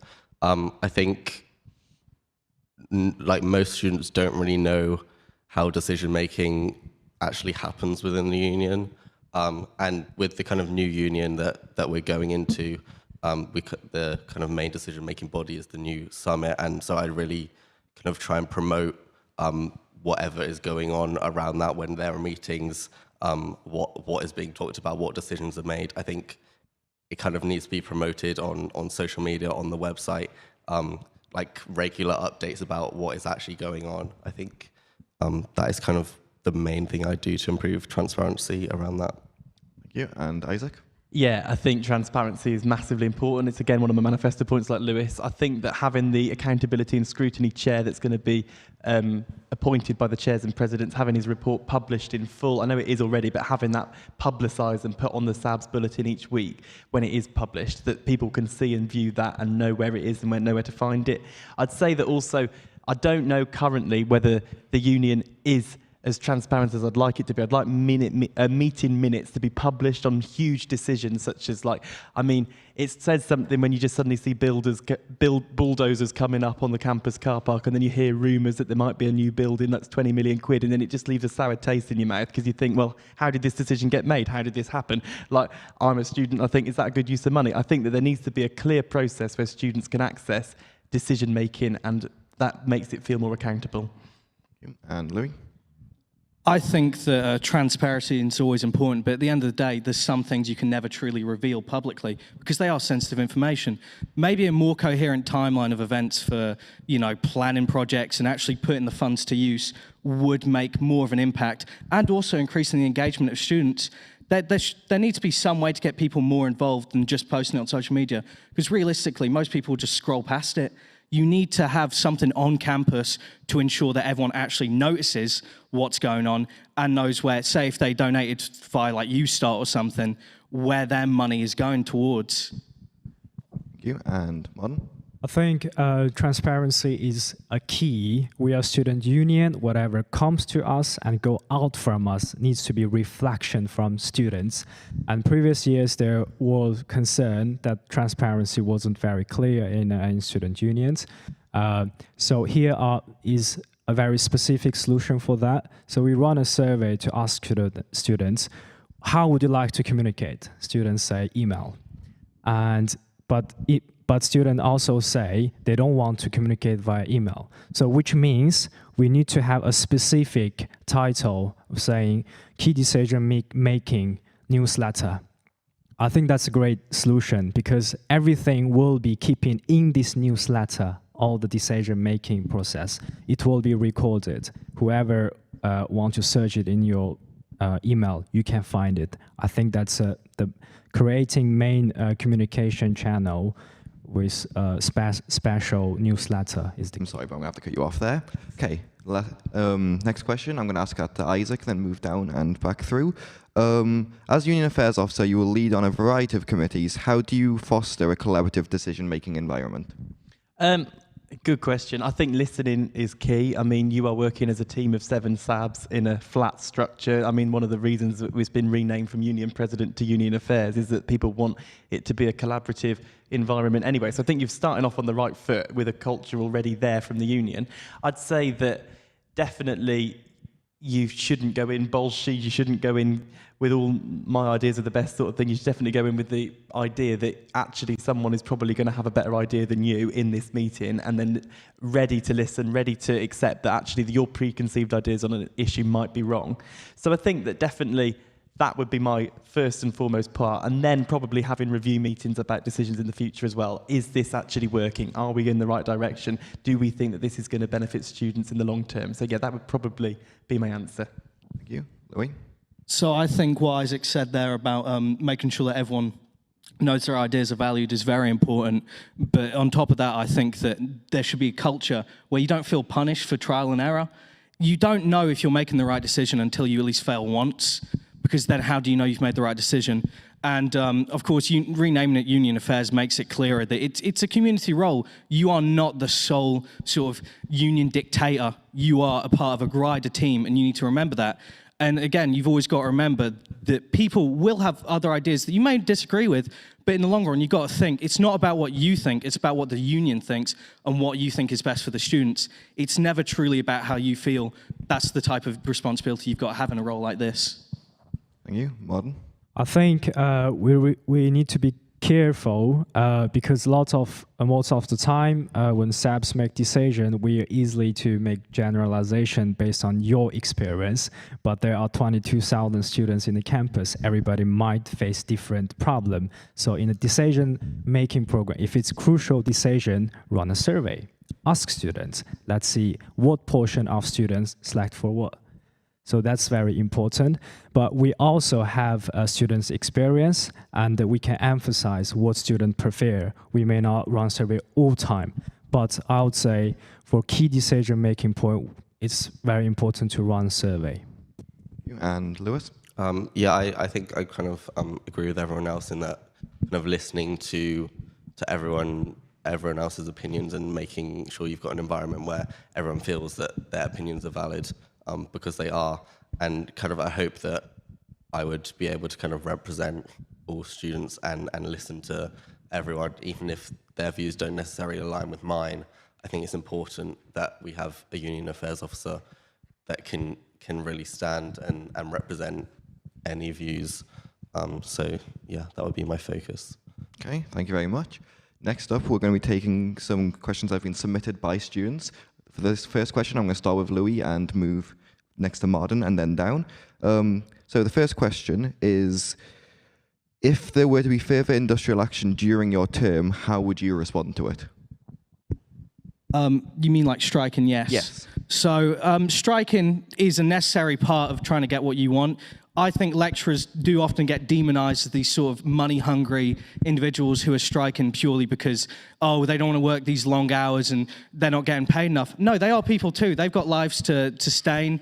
And at the end of the day, the cost of living crisis affects them just as much as it does you or me. And I think there should be a more friendly culture towards striking. Sure, it's an inconvenience, do not get me wrong, and it does affect some people's courses, but this is the nature of life. Strikes are a common part of protests, peaceful protests, mind you, for what you want and what you feel like you deserve, because let's be honest, their wages probably haven't been adjusted for inflation, neither have student loans or many other things. So I think, you know, if striking were to happen during, say, my term, I would ensure that they're not demonized as much, because at the end of the day, they are people too. Thank you. Martin? Well, I think why we pay tuition fee, I think it's pretty much like a business nowadays at school. So tuition fee, majority of tuition fee, it's go to teaching. We pay tuition fee, we need a lecture. That's what we pay for. And in fact, in UK, in Europe, UK tuition fee is the highest, and international tuition fee, I don't need to say. So as a student union point of view, I think we need to stand with students. Again, listen to them. If it's crucial lectures, we're gonna propose to UCU, say, can we push on this? Because students need that, because they paid money for that. It's their right to have a lecture. But at the same time, we need to respect everybody's right in this campus, lecturers' right as well. So we definitely cannot push back students' need, but we need to negotiate at some point. Thank you. Lewis? Yeah, I think kind of the way UCU has done this in the past is been quite good in that they've kind of reached out to students and asked what they think and if they support it or not, and then base their kind of response off of that. So I'd sort of continue that, but I also think it's important again to represent the views of all students from both sides. Obviously, it's kind of a balance between, yes, it's an inconvenience for students, but also we do have to understand the situation of like lecturers and stuff like that. So yeah, kind of reaching out, engaging the opinion of students, and also being able to represent both sides. I think that's kind of the best way to go about it.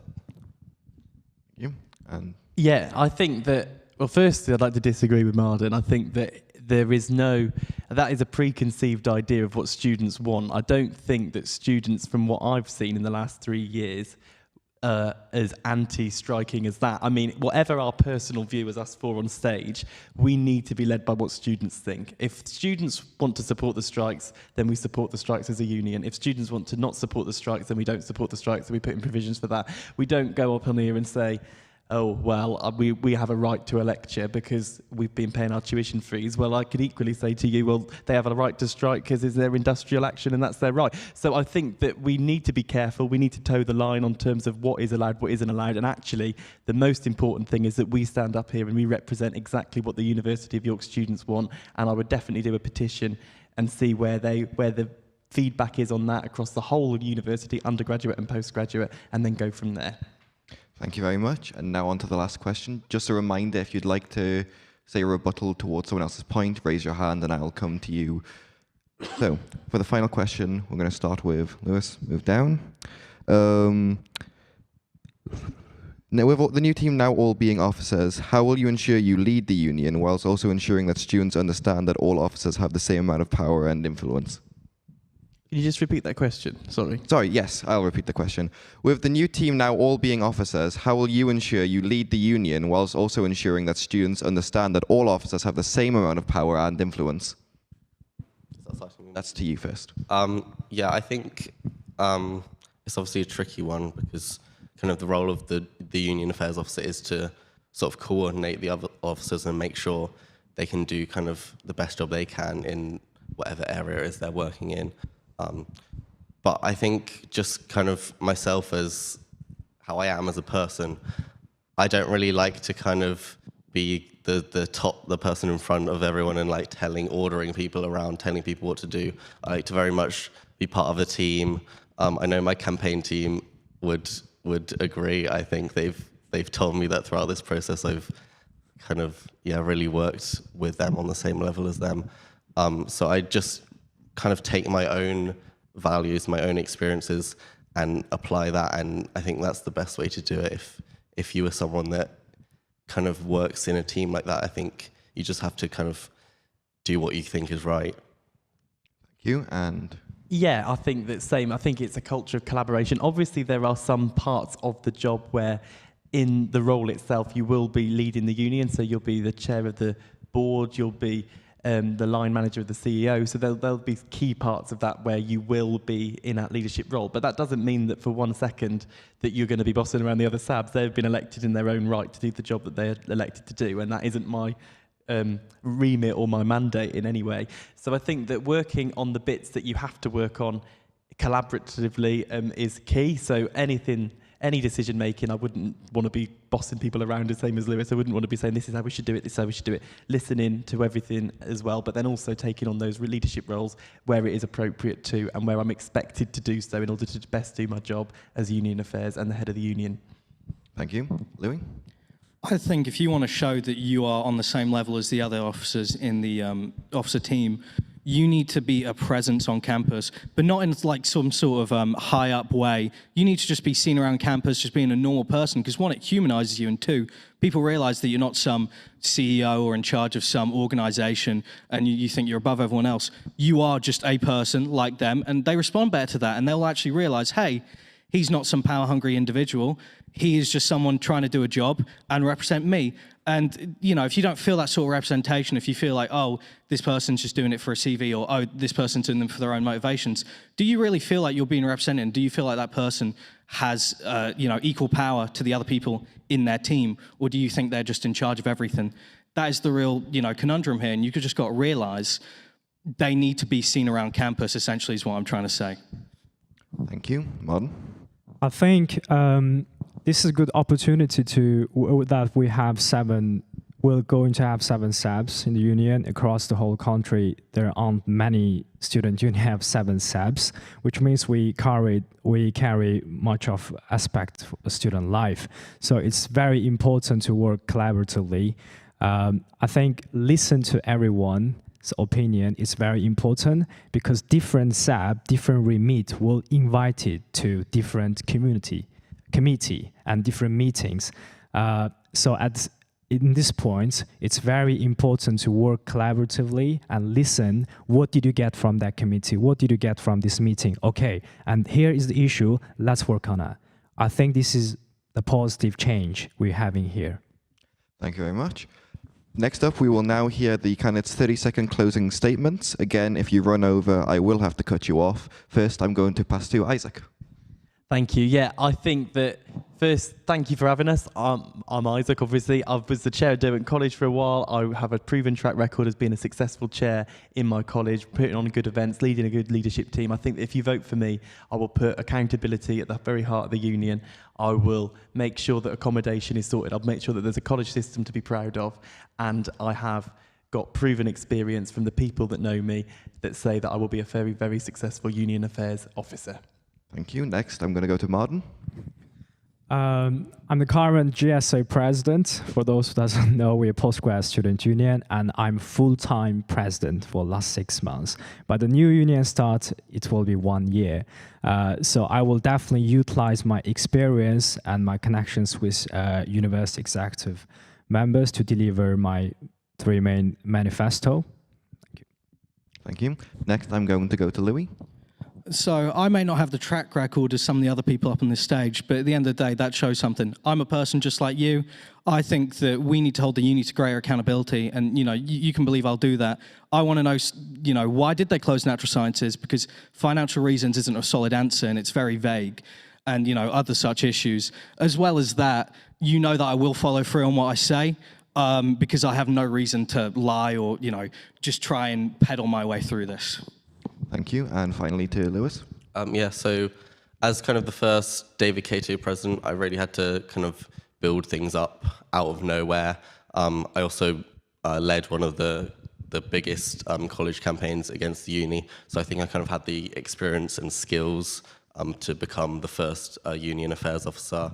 I think my manifesto really kind of has a broad spectrum of all the important issues that matter to students, and is most importantly very achievable. I haven't put anything in there that isn't. Thank you. I'm going to have to cut you off there. Apologies. And thank you for watching and taking part in the Union Affairs Officer debate. That concludes our Elections 2024 debate night. Thank you for coming along, and thank you of those watching from YSTV.